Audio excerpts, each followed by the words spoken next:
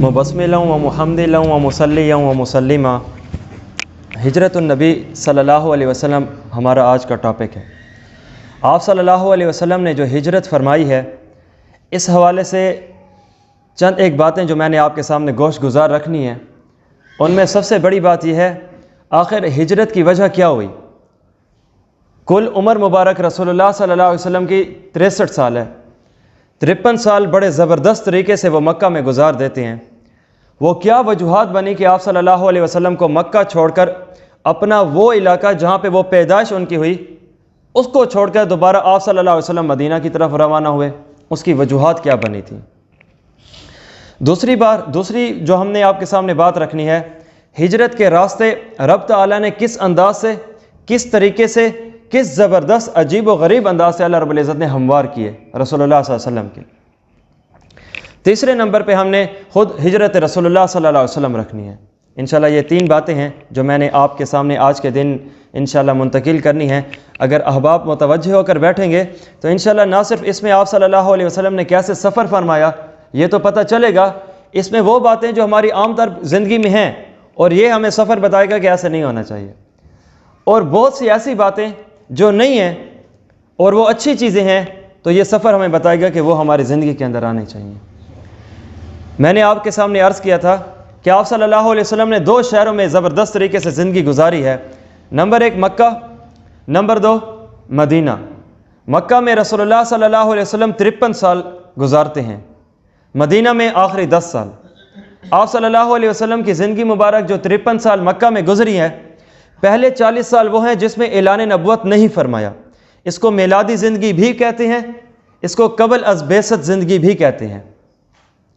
दूसरा, मक्का के अंदर जो ज़िंदगी गुजारी, अब ये बाकी जो है 13 साल मक्का के अंदर रह गए, वो ऐसा है कि जिसमें रसूलुल्लाह सल्लल्लाहु अलैहि वसल्लम ने ऐलान नबुव्वत फरमाया है, और उसके बाद 13 साल मुस्तकिल मक्का में आप सल्लल्लाहु अलैहि वसल्लम ने गुजारे हैं। इस 13 सालों में आप सल्लल्लाहु अलैहि वसल्लम के साथ मक्का के ज़ालिमों ने जितना जुल्म करना चाहा, जितनी तकलीफ़ों में उतारना चाहा, जितना भी करना चाहा, उन्होंने अगर जितना उनसे वसअत और कोशिश हो सकी थी ना, अपनी पूरी की पूरी की है। हम आप सल्लल्लाहु अलैहि वसल्लम का सफ़र ताइफ देखते हैं, मक्का के जुल्म की वजह से तो सफ़र ताइफ हुआ था। हमने आपके सामने कल मेराज रसूलुल्लाह सल्लल्लाहु अलैहि वसल्लम रखी है, बतौर तसल्ली मक्का के जुल्म की वजह से तो रब्बुल इज़्ज़त ने करवाया था, और जो आज हिजरत रसूलुल्लाह है यही मक्का के जुल्म की वजह से है। ज़रा चंद एक झलकियाँ हम जुल्म की भी आपके सामने मैं रख देता हूँ कि ये जुल्म की इंतहा कैसी थी। दर्द का सुनना और होता है, दर्द का सहना और होता है। आज हम जितने भी मक्का वालों ने रसूलुल्लाह सल्लल्लाहु अलैहि वसल्लम के ऊपर जुल्म किए हैं, हम ये सिर्फ सुनते हैं, सह नहीं सकते। उसकी वजह क्योंकि ये किसी और जिस्म ने सही हैं। सहना और होता है और सुनना और होता है। चलो बतौर एक जानकारी हम सुन तो लें कि आप सल्लल्लाहु अलैहि वसल्लम और उनके प्यारों के साथ मक्का वालों ने जुल्म कैसे किया था। हम देखते हैं मेराज की रात आप सल्लल्लाहु अलैहि वसल्लम को आसमानों पे हज़रत यूसुफ़ अलैहिस्सलाम से मुलाकात कराई गई थी। मैंने कल आपके सामने अर्ज़ किया, और इसमें हिकमत ये थी कि अल्लाह रब्बुल इज़्ज़त ने यूसुफ़ अलैहिस्सलाम से मिलवा के ये बताना था, या रसूलल्लाह यूसुफ़ अलैहिस्सलाम को घर से मुखालफत थी, आपको भी घर से होगी, आपको भी अपने इलाके और प्यारों से होगी। ये हिकमत थी, और ये हिकमत कैसी है अब यहीं पे खोलते हैं। 13 साल मुस्तकिल रसूलुल्लाह सल्लल्लाहु अलैहि वसल्लम तकलीफ़ के अंदर हैं। कभी कोई ताना देता है, कभी कोई तकलीफ़ की इंतहाओं में उतारता है, कभी कोई गालियाँ देता है, पर आप सल्लल्लाहु अलैहि वसल्लम को मक्का के अंदर अब तलवार उठाने की भी इजाज़त नहीं है। जिस तरह नमाज का मामला मेराज पे मिला था, इसी तरह जिहाद की इजाज़त आखिरी 10 साल मदीना में मिली थी। 13 साल मुस्तकिल मक्का में रहने पर इस्लाम फैला नहीं है। मदीना के 10 साल रसूलुल्लाह सल्लल्लाहु अलैहि वसल्लम को इजाज़त दी गई, या रसूलल्लाह अब आप तलवार उठा सकते हैं। मक्का में तलवार उठी नहीं है, मदीना में तलवार झोंकी नहीं है। मक्का के 13 सालों में तलवार उठी नहीं है तो दीन का फैलाव भी नहीं, और मदीने में 10 साल जो रसूलुल्लाह सल्लल्लाहु अलैहि वसल्लम ने सही मानों में तलवार उठाई है, ज़बरदस्त तरीके से फैला है। अब मैं रुक के यहाँ पे आपके सामने ये भी बात कर दूँ कि ये जो गैर नारा लगाता है, कहता है कि इस्लाम तलवार की ज़ोर पे फैला है, ये फैला नहीं है, तलवार की ज़ोर पे बचा है। और रह गई बात फैलने, वो ज़बरदस्त दावत के ज़रिए से हुई है। आप सल्लल्लाहु अलैहि वसल्लम इब्तिदा में अगर तलवार का ज़रिया होता ना तो मक्का में उठाई जाती। 13 साल मक्का में तकलीफ़ सही है, क्यों नहीं उठाई तलवार? अभी रब ताला का हुक्म नहीं है। और तलवार दीन को बचाने के लिए होता है, फैलाने के लिए तबलीग होती है। اسی وجہ سے تو دیکھتے ہیں آپ صلی اللہ علیہ وسلم نے اعلان نبوت فرمایا، کوہ صفا ہے، وہاں پہ جب اعلان فرمایا تو ان میں بہت ساروں میں ایک ابو بکر صدیق مسلمان ہوتے ہیں. تو سب سے پہلے دعوت ہوتی ہے، اور دعوت کے سلسلے میں قبولیت ہوتی ہے کہ اس کو قبول کر لیا گیا، اسلام کے اندر آ گیا. تبھی تو آپ صلی اللہ علیہ وسلم کا پہلا کام دعوت تھی، اور دعوت کے نتیجے میں کیا ہوتا ہے؟ دعوت کے نتیجے میں اگلے مسلمان ہوتے ہیں. دعوت ہوئی تبھی ابو بکر صدیق مسلمان ہوئے. اور جہاد کے تلوار کے نتیجے میں اسلام کو بچایا جاتا ہے، ظلم کو روکا جاتا ہے. تبھی حضرت عمر فاروق جب اسلام لائے ہیں تو عمر فاروق جیسے اسلام لے کر آئے، آپ صلی اللہ علیہ وسلم کو عرض کرنے لگے، یا رسول اللہ یہ چھپ کر کیا کر رہے ہیں؟ کہا یہ اللہ کی عبادت کر رہے ہیں. یا رسول اللہ، عمر فاروق اسلام لائے اور چھپ کے عبادت ہو، آج کعبے میں عبادت ہوگی. صحیح انداز. اس سے پتہ چلا یہ جو نرمی ہوتی ہے دین پھیلاتی ہے دعوت، سختی ہوتی ہے دین بچاتی ہے. اس وجہ سے تلوار، تو تلوار کا معاملہ اور ہوتا ہے، جہاد کا معاملہ، اور اسی طرح دعوت کا معاملہ اور ہے. اب ذرا مکہ کی زبردست قسم کی جو کفار کی طرف سے رسول اللہ صلی اللہ علیہ وسلم اور ان کے ماننے والوں پر جو تکلیف کا معاملہ ہوا، سب سے پہلے حضرت خباب بن ارت ہیں رضی اللہ تعالیٰ عنہ. ان کی مالکہ مشرکہ تھی، ایک عورت ہے جو ان کی مالک ہے اور وہ کافر ہے، مشرک ہے. دن رات ان کو تکلیفوں کی انتہاؤں میں گزارتی تھی. آگ کے انگارے زبردست قسم کے جلائے جاتے تھے. جب وہ پورے کے پورے اپنی انتہا کے زور پہ آتے تھے ان کو لٹا دیا جاتا تھا. حضرت خباب بن ارت مطالبہ کیا ہے؟ صرف یہی ہے کہ تم دین چھوڑ دو. تم اگر اب بھی دین چھوڑتے ہو میں تمہیں یہاں سے اٹھا دیتی ہوں. لیکن بدلے میں کیا بات ہے کہ ہزاروں تکلیفیں سہنے کو تیار ہیں. ایک منہ سے جملہ نکالنا ہے کہ میں نے توحید چھوڑ دیا ہے، میں نے شرک لے لیا ہے، لیکن یہ ہے کہ ان کے لیے جملہ بولنا مشکل ہے اور ان کے لیے انگاروں پہ لیٹنا آسان ہے. کیوں؟ رسول اللہ صلی اللہ علیہ وسلم کی زیارت میں سینہ ایسا کھلا تھا بطور برکت کہ اس کے بعد اب کوئی اور چیز دکھتی نہیں تھی. اس وجہ سے تو یہ تو خباب کی بات ہے. حضرت خبیب کی دیکھتے ہیں زندگی مبارک کو، ان کو سولی پہ لٹکایا جا رہا ہے. لٹکانے کے اوپر رسول اللہ صلی اللہ علیہ وسلم کے بارے میں کہا گیا کہ تمہیں تو ہم سولی پہ لٹکا رہے ہیں، ایک شرط پہ ہم تمہیں چھوڑ سکتے ہیں. جی بتاؤ کون سی شرط ہے؟ کہا ہمارے شرط یہ ہے کہ تم یہیں پہ کھڑے کھڑے اگر یہ صرف جملہ بول دو نا، اے کاش کہ میری جگہ رسول اللہ ہوتے تو ہم تمہیں چھوڑ دیں گے. رسول اللہ ہوں گے نہیں، تمہیں ہٹائیں گے نہیں، ان کو لائیں گے نہیں، صرف یہ تم جملہ بول دو، ہمارے کان سن لیں گے، ہمیں مزہ آ جائے گا، ہم تمہیں اتار دیں گے، اور تمہاری زندگی بخش دیں گے. کہا یہ جملہ مجھے قبول نہیں ہے، مجھے پھانسی پہ لٹکانا ہے تو لٹکا دو، پھانسی قبول ہے، یہ سخت رسول اللہ کی گستاخی قبول نہیں. رسول اللہ صلی اللہ علیہ وسلم کی زندگی مبارک کا معاملہ ایسا. حضرت بلال حبشی ہیں رضی اللہ تعالیٰ عنہ، ان کے بارے میں کیا آتا ہے کہ ان کو بھی زبردست قسم کی مکہ کی ریتلی زبردست قسم کی گرم زمینوں کے اوپر لٹا دیا جاتا ہے، ریت کے اوپر لٹا کے کہہ دیا جاتا ہے کہ تو انہیں ہلنا نہیں ہے، اور اگر تو ہلا، یہ ہلتے ہیں بھائی تکلیف ہے، جسم ہے، انسان ہے، تو پتھر رکھ دیا جاتا تھا. اب یہ ہل بھی نہیں سکتے تھے، گویا تکلیفوں کی انتہا کہ تم تکلیف کو بھی سہو اور اس کے ساتھ تمہیں ہلنے بھی نہیں دیں گے. اچھا کس طریقے سے تم چھوڑ سکتے ہو؟ ایک طریقہ ہے جو باقیوں کو کہا تھا وہی تمہیں کہتے ہیں. جی کون سا؟ رسول اللہ کا دامن چھوڑ دو، تمہیں آج بھی چھوڑ دیتے ہیں. کہا یہ نہیں ہو سکتا. یہ مکہ کی مستقل تکلیفوں کا معاملہ ہے. حضرت زنیرہ جسے کہتے ہیں رضی اللہ عنہ، ان کی آنکھیں مکہ پہ ابو جہل نے چوک پہ نکالی تھی، آنکھیں تک نکال لی گئی. اور بھائی سننا آسان ہے، کس انداز سے نکالی گئی؟ کیا خون نہیں بہا ہوگا؟ کیا جب یہ لگا ہوگا تو کیا درد نہیں ہوا ہوگا؟ اور بات کیا ہے کہ اگر تم اب بھی چھوڑتی ہو رسول اللہ کا دامن تو تمہیں بھی چھوڑ دیں گے. آنکھ کے دیکھنے کو بصارت کہتے ہیں، دل کے حق کے دیکھنے کو بصیرت کہتے ہیں. بصیرت رب تعالیٰ نے اتنی زبردست کر دی تھی کہ بصارت چلی جائے خیر ہے، بصیرت نہیں چھوڑیں گے. آگے دیکھتے ہیں چچا ابو لہب ہے. رسول اللہ صلی اللہ علیہ وسلم نے جب دعوت کا آغاز فرمایا تھا تو اس پر ابو لہب تھا، یہی تھا کہ الہٰذا جماعتنا، اے محمد صلی اللہ علیہ وسلم کیا تو نے ہمیں اس وجہ سے جمع کیا ہے؟ تو سب سے پہلے آپ صلی اللہ علیہ وسلم کو گھر سے مخالفت ہوئی، اور آپ صلی اللہ علیہ وسلم کے بارے میں اس نے جملے کیسے تھے کہ تب لک یا محمد الہٰذا جماعتنا، اے محمد صلی اللہ علیہ وسلم نعوذ باللہ تیرے ہاتھ ٹوٹے.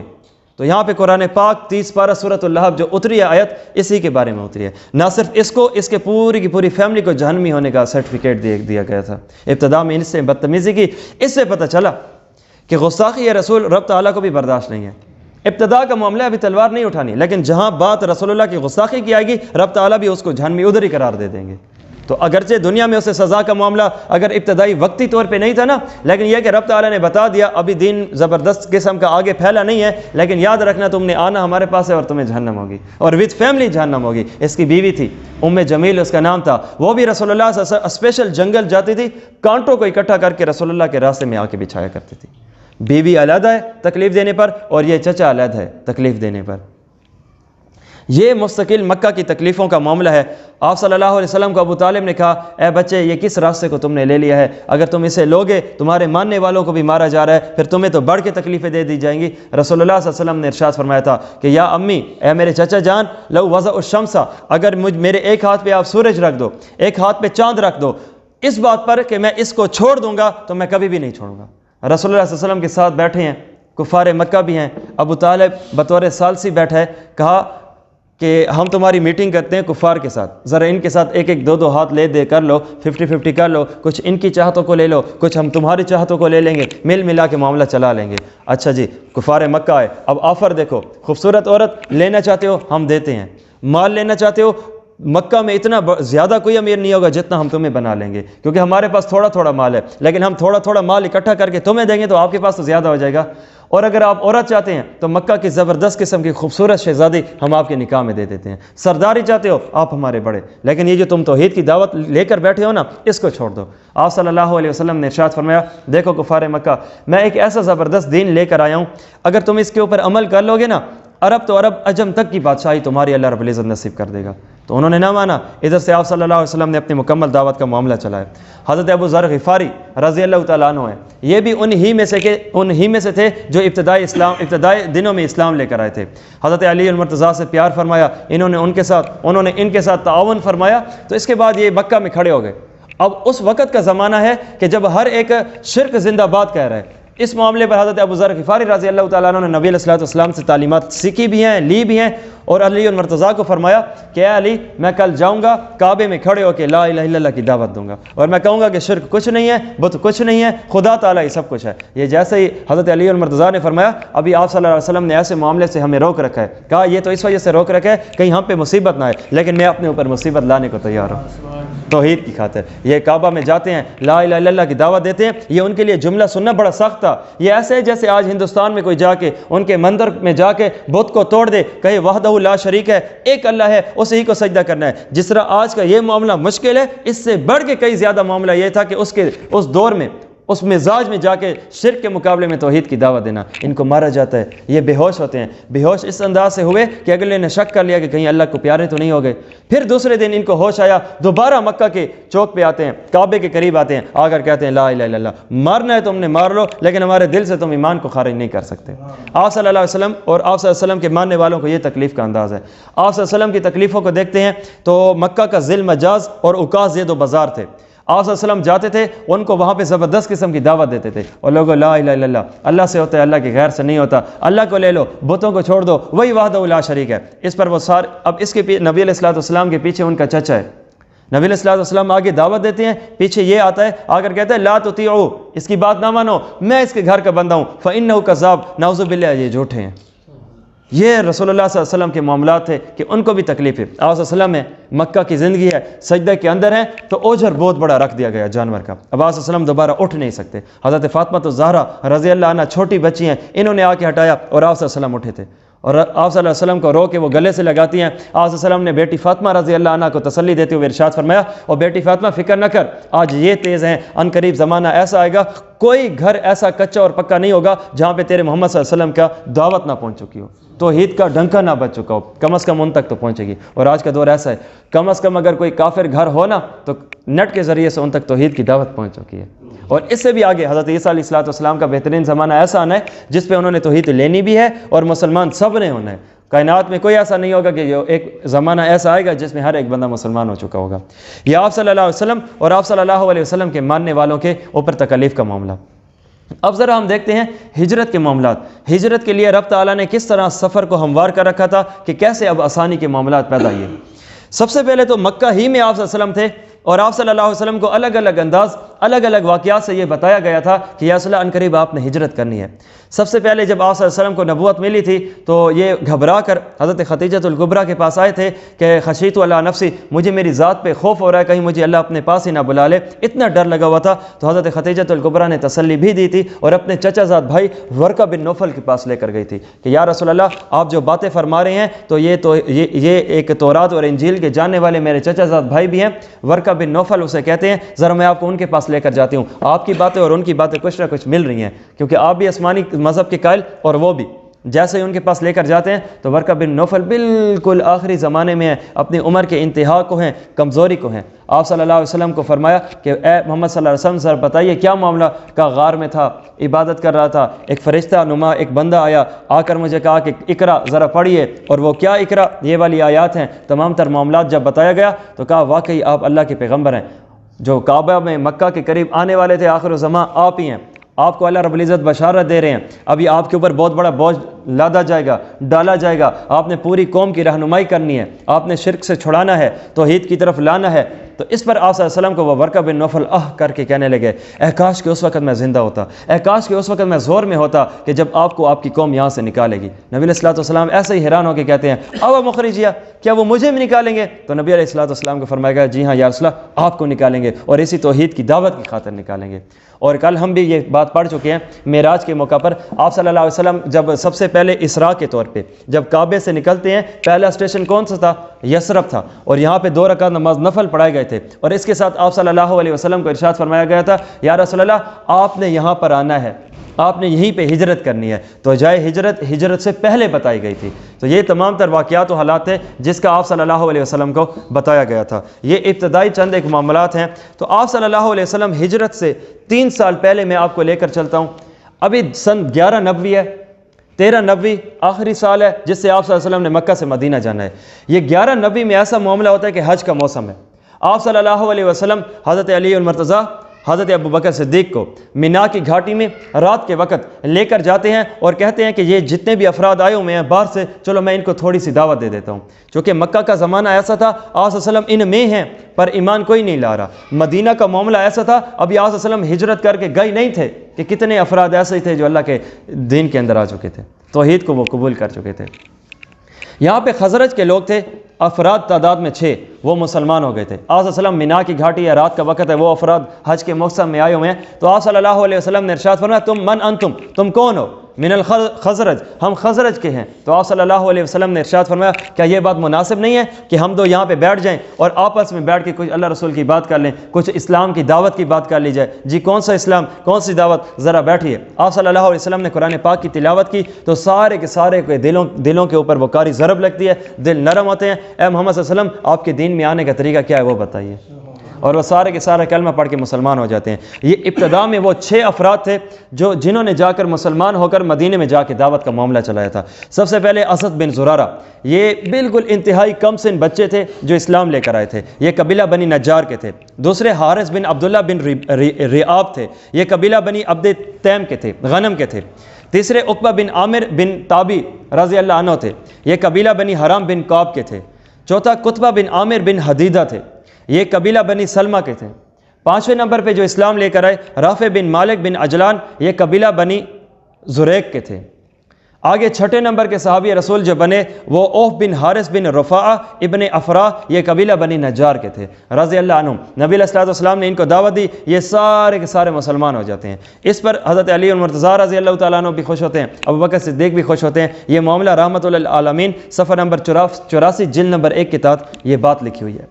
یہ وہ افراد ہیں جو مسلمان ہوتے ہیں، مسلمان ہو کے یا صلاح ہمارے لیے کیا حکم، ابھی لوٹ جاؤ، ابھی کوئی مزید کوئی معاملہ نہ چلانا، خاموشی سے معاملات چلاؤ، اور مدینے چونکہ تم حج کر چکے ہو ابھی تم اپنے مدینے میں چلے جاؤ، خاموشی سے دوبارہ اگلے سال آنا۔ یہ معاملہ ایسے ہی چلتا ہے۔ تو آپ صلی اللہ علیہ وسلم، اچھا آپ کو پتہ ہو کہ یہ افراد اسلام کیوں لے کر آئے تھے؟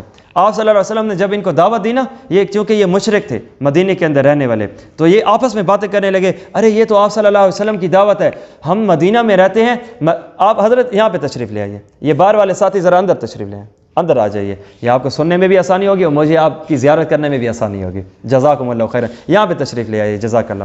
تو یہاں پہ جب یہ سارے کے سارے ساتھی مسلمان ہوتے ہیں نا، یہ پہلے آپس میں بات کرتے ہیں، بات کرنے میں کہتے ہیں کہ دیکھو ہم مدینے کے رہنے والے ہیں اور مدینے میں یہودی بھی رہتے ہیں، ہم لوگ بھی رہتے ہیں، ہم مشرکین جب بھی یہود کے اوپر حملہ کریں ان کو ستاتے تھے تو وہ یہ کہتے تھے کہ ان قریب آخر الزمان نبی صلی اللہ علیہ وسلم تشریف لانے لگے ہیں، جب وہ لے کر وہ جب آ جائیں گے ہم ان کے ساتھ ہو کر مسلمان ہو جائیں گے اور پھر آپ کے خلاف جہاد کریں گے۔ تو یہ مشرکین نے مکہ کے یہ مدینہ کے لوگ کہنے لگے خزرج کے کہ آپ صلی اللہ علیہ وسلم یہ وہی ہیں تو اس کا مطلب یہ ہے کہ یہ کیا ان پر یہودی لوگ ایمان لے کر آئیں گے، ہم ہی پہلے ایمان لے کر آ جاتے ہیں۔ تو یہی وہ وجہ بنی تھی کہ آپ صلی اللہ علیہ وسلم کی وہ اسلام لے کر آ گئے تھے۔ چلو یہاں پہ تو سارا کا سارا معاملہ ہو گیا۔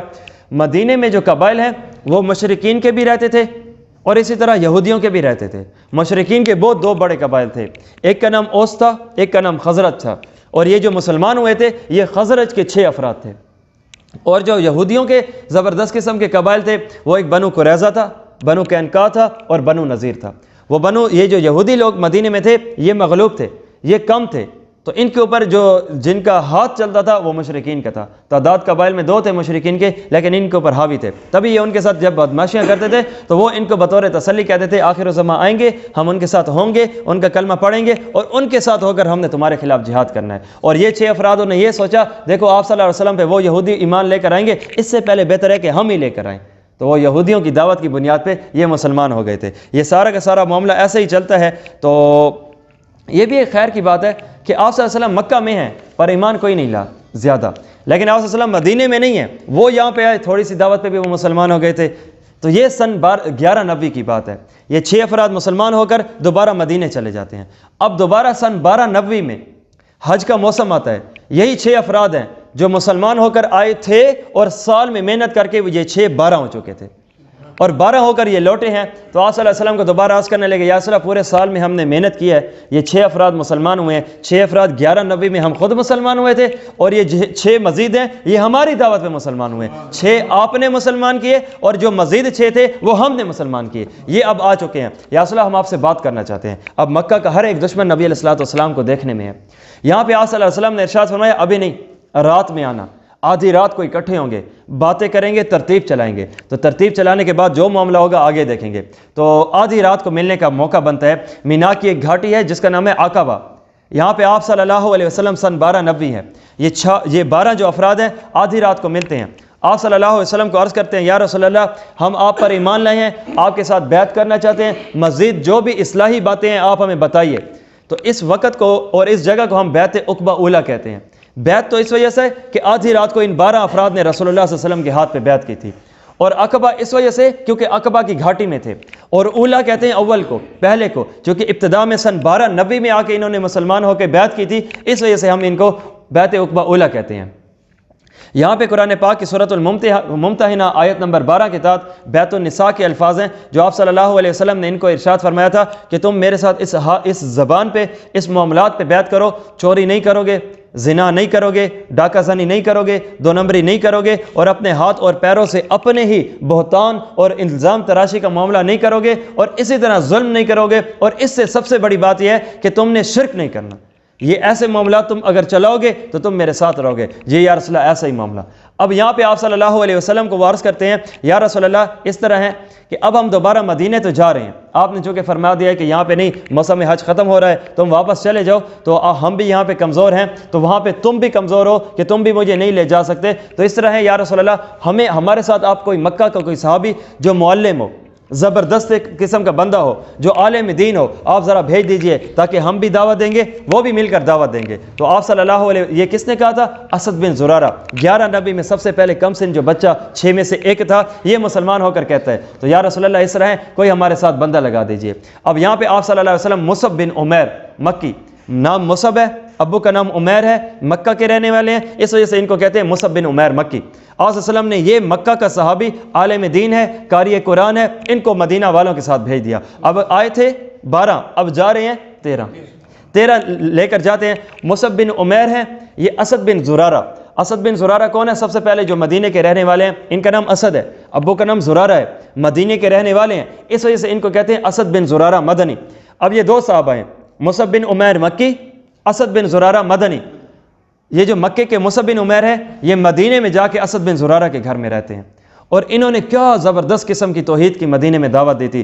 ہر ایک گھر میں اگر کوئی بندہ مسلمان نہیں ہوا تھا نا تو کم از کم ہر ایک گھر میں توحید کی دعوت جا چکی تھی۔ یہ وہ سن 1290 کا زمانہ ہے کہ جس میں ان 2 افراد نے زبردست طریقے سے دعوت دیتے رہے، دن رات ان کا کام دعوت ہی دعوت ہے۔ اب گویا یہاں پہ جو تبلیغ کا انداز ہے نا، ایک رہبر ہوتا ہے، دوسرا متکلم ہوتا ہے۔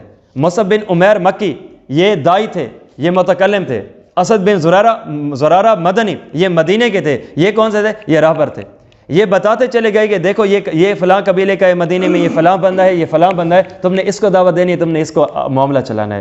تو یہاں پہ سب سے پہلے بہت ساری دعوتوں کے بعد جو بڑے پیمانے پہ انہوں نے دعوت دی ہے نا، مدینے کا ایک محلہ ہے قبیلہ بنی عبد اشہل، یہاں پہ بیٹھے ہیں۔ یہاں پہ اس محلے میں مدینے کے دو بڑے سردار ہیں۔ یہ دونوں سردار، ایک کا نام ہے سعد بن معاذ، دوسرے کا نام ہے اسید بن حضیر رضی اللہ عنہم اجمعین۔ سعد بن معاذ کہتا ہے اسید بن حضیر کو کہ دیکھو یہ جو دو بندے ہیں نا، ایک اسد بن زرارہ ہے اور دوسرے مسلم بن عمیر ہے، یہ ہمارے نوجوانوں کو اپنے اصل دین شرک سے ہٹا کے کوئی نئی دین کی دعوت دے رہے ہیں، پتہ نہیں کیا معاملہ ہے۔ اے اسید، تم ان کے پاس جاؤ اور ان کو جا کر روکو۔ مجھ سعد کا یہ جو خالہ زاد بھائی ہے، یہ اسد بن زرارہ ہے، اگر میں نے اس کو روکا نا تو ہماری خاندانی جنگ کا معاملہ ہو جائے گا، اس وجہ سے تم ان کو عزت سے جا کے سمجھاؤ۔ اگر یہ سمجھ گئے تو ٹھیک ہے، وگرنہ پھر میں بھی تلوار لے کر آ رہا ہوں۔ تو حضرت سعد بن معاذ یہاں پہ بیٹھے، وہ وہاں پہ بیٹھے تھے، تو حضرت اسد بن زرارہ ہیں اور مصعب بن عمیر ہے، یہ یہاں پہ بیٹھے ہیں۔ تو انہوں نے، اسد بن زرارہ نے کہا، اے مصعب، یہ اسید آ رہا ہے، اللہ نے اسے بڑی عقل دی ہے اور یہ اپنے قبیلے کا سردار ہے، صحیح معنوں میں اگر تم نے اسے دعوت دے دی، اسے تم نے اللہ کے دین کے اندر لے کر آ گئے نا، قسم خدا کی اس کا اسلام قبول کرنا آدھے مدینے کا اسلام قبول کرنا ہوگا۔ تو یہاں پہ ایسا معاملہ چلتا ہے کہ یہ اسید تلوار لے کر آئے اور بڑے عجیب انداز سے بدتمیزانہ لہجے سے کہنے لگے کہ یہ تم کس چیز کی دعوت دے رہے ہو؟ ایسی دعوتیں تو نہیں ہوتی، تم ہمارے بچوں کو ورغلا رہے ہو، معاملہ خراب کر رہے ہو، توحید سے شرک کی طرف لے کر جا رہے ہو، ہم یہ ایسا نہیں ہونے دیں گے۔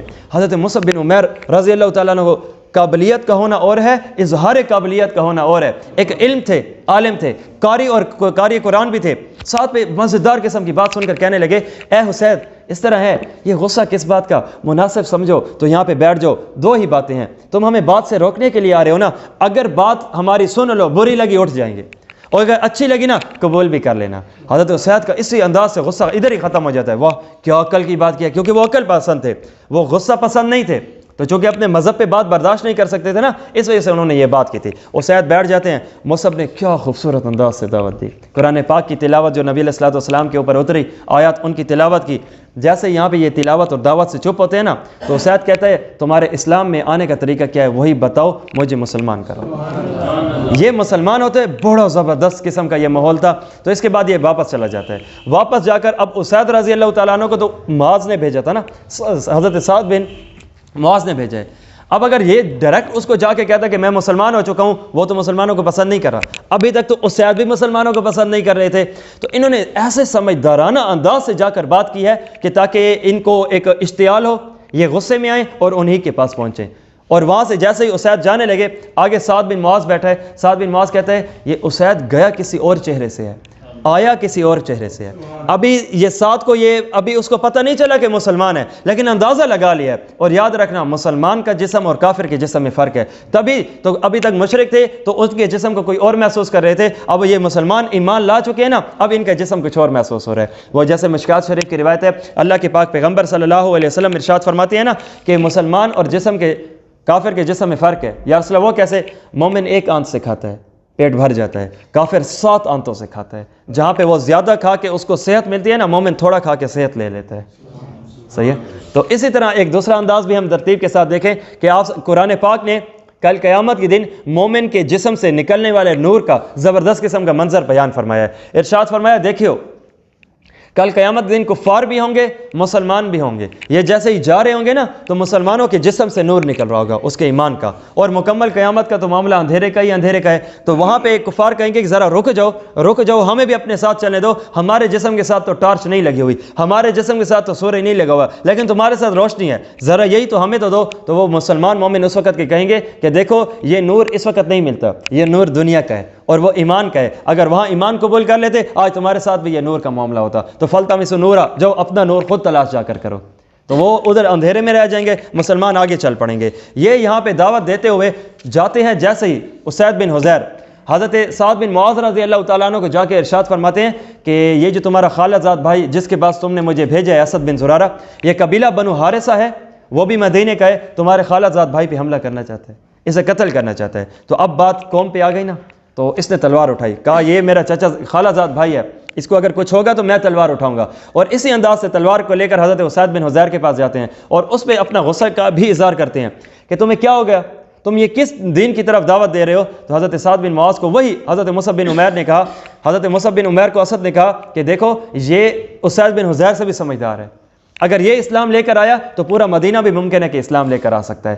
تو حضرت سعد بن معاذ نے آ کر وہی غصے کا انداز اپنایا، تو مصعب بن عمیر نے وہی اخلاق کا انداز اپنایا۔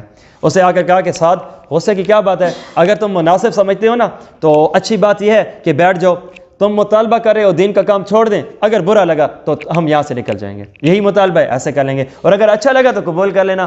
حضرت سعد بن معاذ بھی سمجھدار ہے، کیا انداز ہے، اللہ رب العزت نے بھی ان کو ایک سمجھداری نصیب فرما رکھی تھی، تو اس پر انہوں نے کہا کیا خوبصورت بات ہے، بیٹھ گئے۔ انہوں نے بھی وہی دعوت چلائی، یہی ترتیب و انداز چلایا۔ اس ترتیب و انداز کی بنیاد پہ اللہ کا فضل، اللہ کا کرنا ایسا ہوا کہ یہ بھی مسلمان ہو جائے۔ یہ قبیلہ بنی عبد اشہل، یہ دو بڑے سردار ہیں، دونوں سمجھدار ہیں، دونوں مسلمان ہوتے ہیں، اور یہ حضرت سعد بن معاذ ہیں، اپنی قوم میں چلے جاتے ہیں۔ اللہ نے ان کو پائے کی عقل عطا کر رکھی تھی، گویا میں یوں کہوں کہ یہ عقل کے بادشاہ تھے، جی ہاں تھے۔ تو اپنی قوم میں جا کر کہتے ہیں اور میرے کو اچھا مزے کی بات، یہ قوم کے سردار کیسے بنے تھے؟ بلا انتخاب بنے تھے۔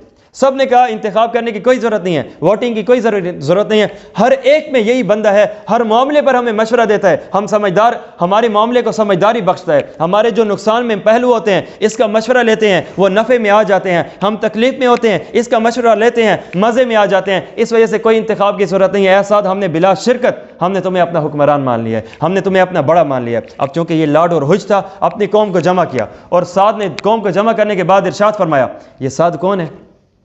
یہ جب شہید ہوئے تھے نا، اللہ کے پاک پیغمبر صلی اللہ علیہ وسلم نے ارشاد فرمایا تھا، آج سعد کی شہادت پہ رحمان تعالیٰ کا عرش بھی ہل چکا ہے۔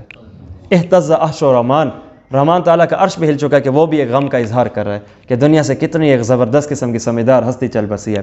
یہ اپنی قوم کو جمع کرتے ہیں، اپنی قوم کو جمع کرنے کے بعد یہاں پہ کہتے ہیں کہ لوگوں مجھے بتاؤ، جس طرح نبی علیہ الصلوۃ والسلام نے کوئی صفحہ پہ کھڑے ہو کے اپنی ذات پیش کی تھی کہ میں تم میں بہت سا عرصہ گزار چکا ہوں، تم نے مجھے کیسا پایا، اسی طرح سعد بھی کہتا ہے اے میری قوم والو، ابھی ان آنکھوں نے رسول اللہ کی زیارت نہیں کی۔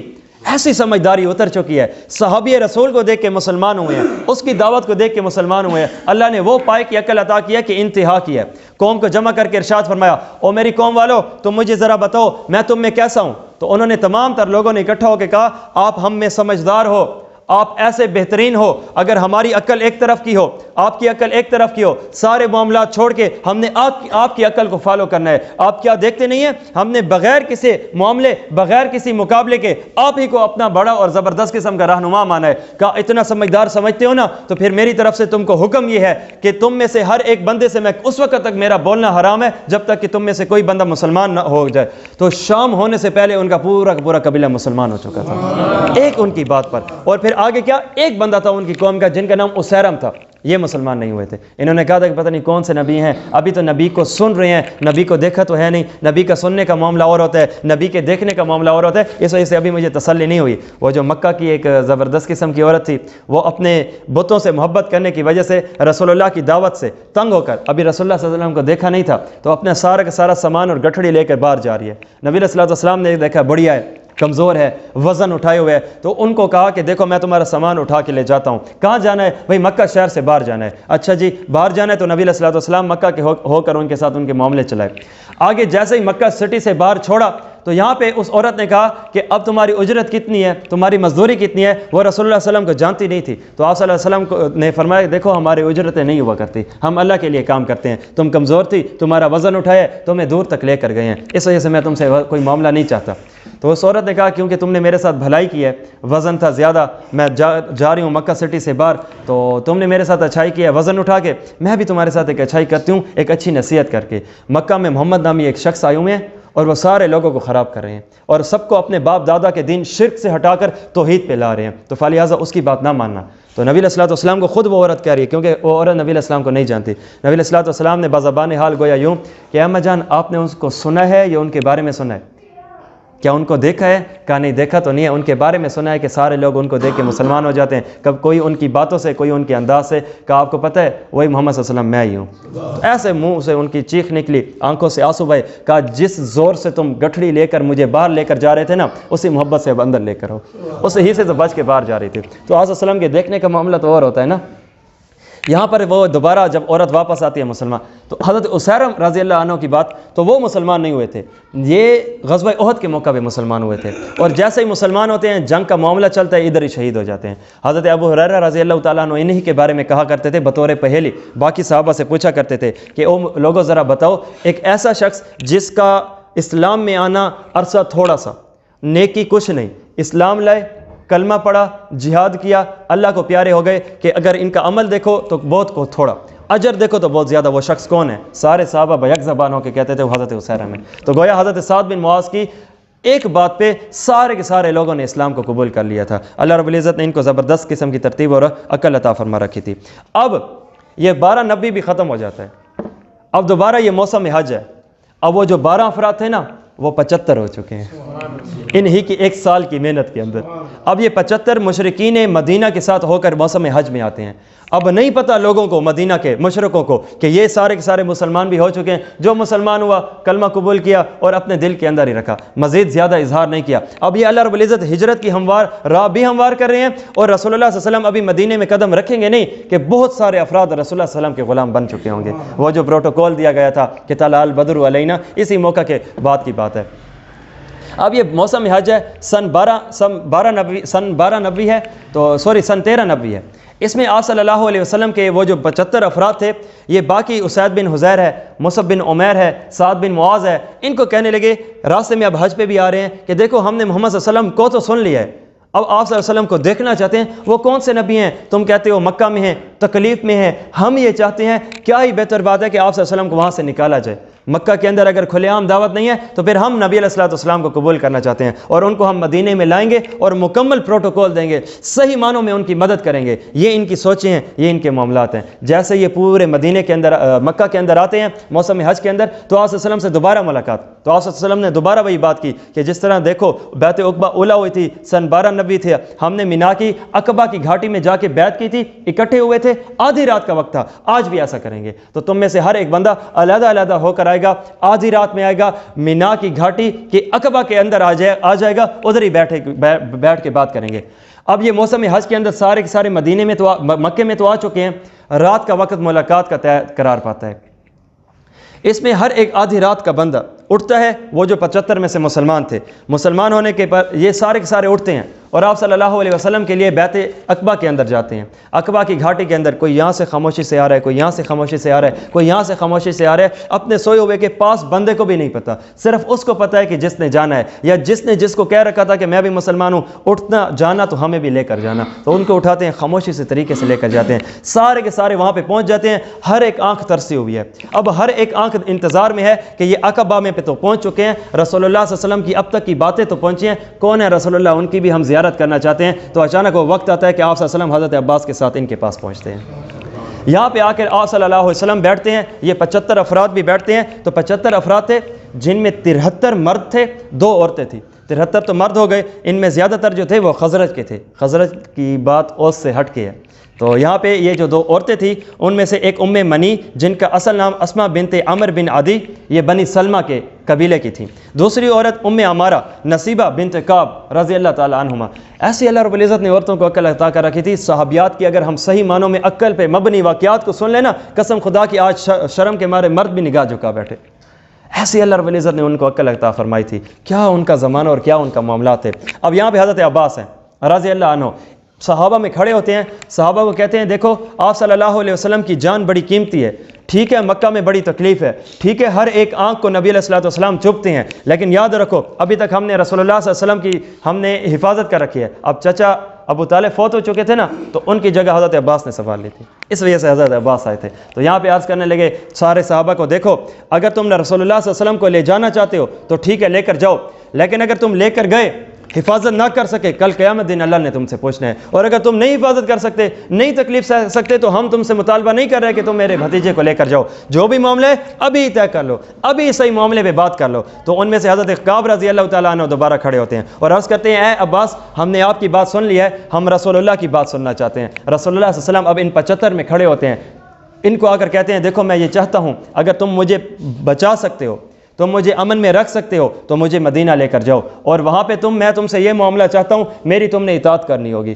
میری تم نے بات ماننی ہوگی، میں کہوں دن تو دن ہوگا، میں کہوں رات تو رات ہوگی، اور اسی طرح میں تم سے صرف یہ مطالبہ چاہتا ہوں، میں تم سے میری چاہنے کی بات یہ ہے، اگر جس طرح تمہارے بیوی اور بچوں پہ کوئی مصیبت ہے تم حفاظت کرتے ہو، اسی انداز سے تم نے میری بھی حفاظت کرنی ہوگی۔ یہ معاملہ کیا طے ہے؟ تو آپ صلی اللہ علیہ وسلم سارے صحابہ کی چیخیں نکلتی ہیں، عرض کرتے ہیں یا رسول اللہ آپ کہو دن ہے تو دن کہہ دیں گے، آپ کہو رات ہے تو رات کہہ دیں گے، آپ کی جس سے جنگ ہماری ان سے جنگ، آپ کی جن سے صلح ہماری ان سے صلح، یا رسول اللہ جن سے نہیں بنتی آپ نے کہا صلح کرو، نظر جھکا کے صلح کر لیں گے، اور یا رسول اللہ جن کے ساتھ ہماری بنتی ہے آپ نے کہا ہٹ جاؤ، یا رسول اللہ ہم آپ کے حکم کی تعمیل کرتے ہوئے ان سے ہٹ جائیں گے، یا رسول اللہ آپ ہمارے پاس آئیے ہم آپ کی بات مانیں گے، آپ ہمارے معاملات کے ساتھ چلیں گے تو انشاءاللہ ہم بھی چلیں گے۔ یہاں پہ حضرت اسد بن زرارہ رضی اللہ عنہ بالکل کم سن صحابی رسول ہیں، یہ اٹھتے ہیں رسول اللہ کا ہاتھ یوں تھام کے کہتے ہیں او مدینے کے لوگوں تمہیں پتہ ہو رسول اللہ کو مکہ سے لے جا کے مدینہ میں پہنچانا مذاق کی بات نہیں ہے، اس وقت اس ایک شخصیت کو لے جانا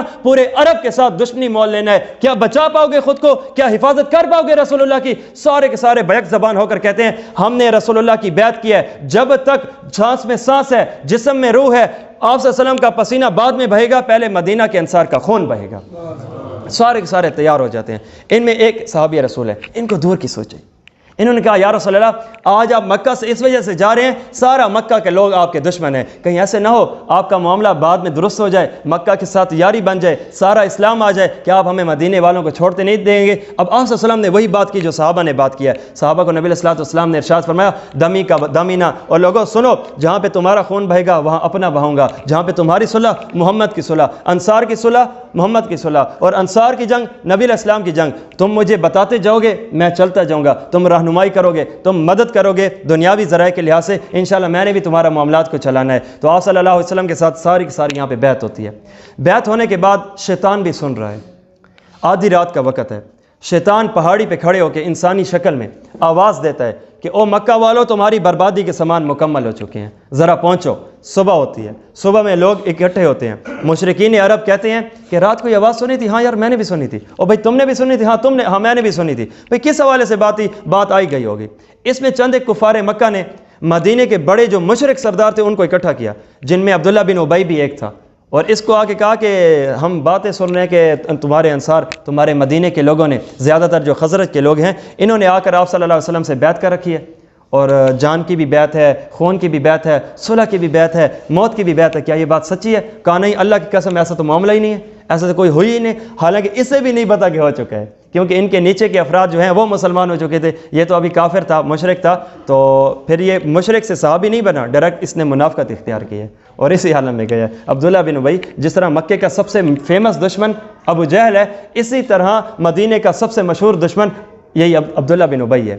اچھا اس سے مزے کی بات یہ ہے کہ اللہ رب العزت کی طرف ہدایت ہے، ہدایت جسے دینا چاہے۔ مکہ کا دشمن ابو جہل، بیٹا اس کا صحابی اکرمہ بن ابی جہل رضی اللہ عنہ، مدینہ کا دشمن عبداللہ بن ابی، اور ان کے بیٹے ہیں عبداللہ بن ابی رضی اللہ عنہ صحابی رسول۔ یہاں پہ کفار مکہ میں سب سے بڑا دشمن بیٹا صحابی، وہاں پہ منافقین مدینہ میں سب سے بڑا منافق اس کا بیٹا حضرت عبداللہ بن ابی رضی اللہ عنہ صحابی رسول۔ اللہ رب العزت جس کے دل کو پھیرنا چاہے ایسا ہی ہوتا ہے، آسیہ فرعون کے محل میں لیکن مسلمان، اور چند ایک معاملات اس سے ہٹ کے بھی۔ تو یہاں پہ جب ساری کی ساری بات طے ہوتی ہے تو آپ صلی اللہ علیہ وسلم کے ساتھ اب ہجرت کے سامان تیار ہونے لگے ہیں، اب ہجرتوں کی اجازت دی جانے لگی ہے۔ یہاں پہ جیسے ہجرت کی اجازت دی جانے لگی تو آپ صلی اللہ علیہ وسلم تو ابھی نہیں گئے، ابھی صرف اجازت ہجرت ہے۔ اب بہت سارے افراد ہیں جو زبردست طریقے سے ہجرت کرنے لگے ہیں، جن میں سب سے پہلے جو ہے حضرت سلمہ رضی اللہ عنہ کی بھی ایک ہجرت ہے۔ حضرت سلمہ یہ صحابیہ رسول عورت ہے، یہ ایک صحابیہ رسول ابو سلمہ، ان کی ایک اولاد تھی سلمہ، تو ان کی ماں کو ان کے بیٹے سلمہ کی وجہ سے ام سلمہ، اور ان کے ابو کو بیٹے سلمہ کی وجہ سے ابو سلمہ کہتے تھے۔ یہ مسلمان ہوتے ہیں تو آپ صلی اللہ علیہ وسلم کی چاہت یہ ہے کہ یہ بھی ہجرت کر لیں، اب ان کی بھی چاہت ہے کہ ہم نے ہجرت کرنی ہے۔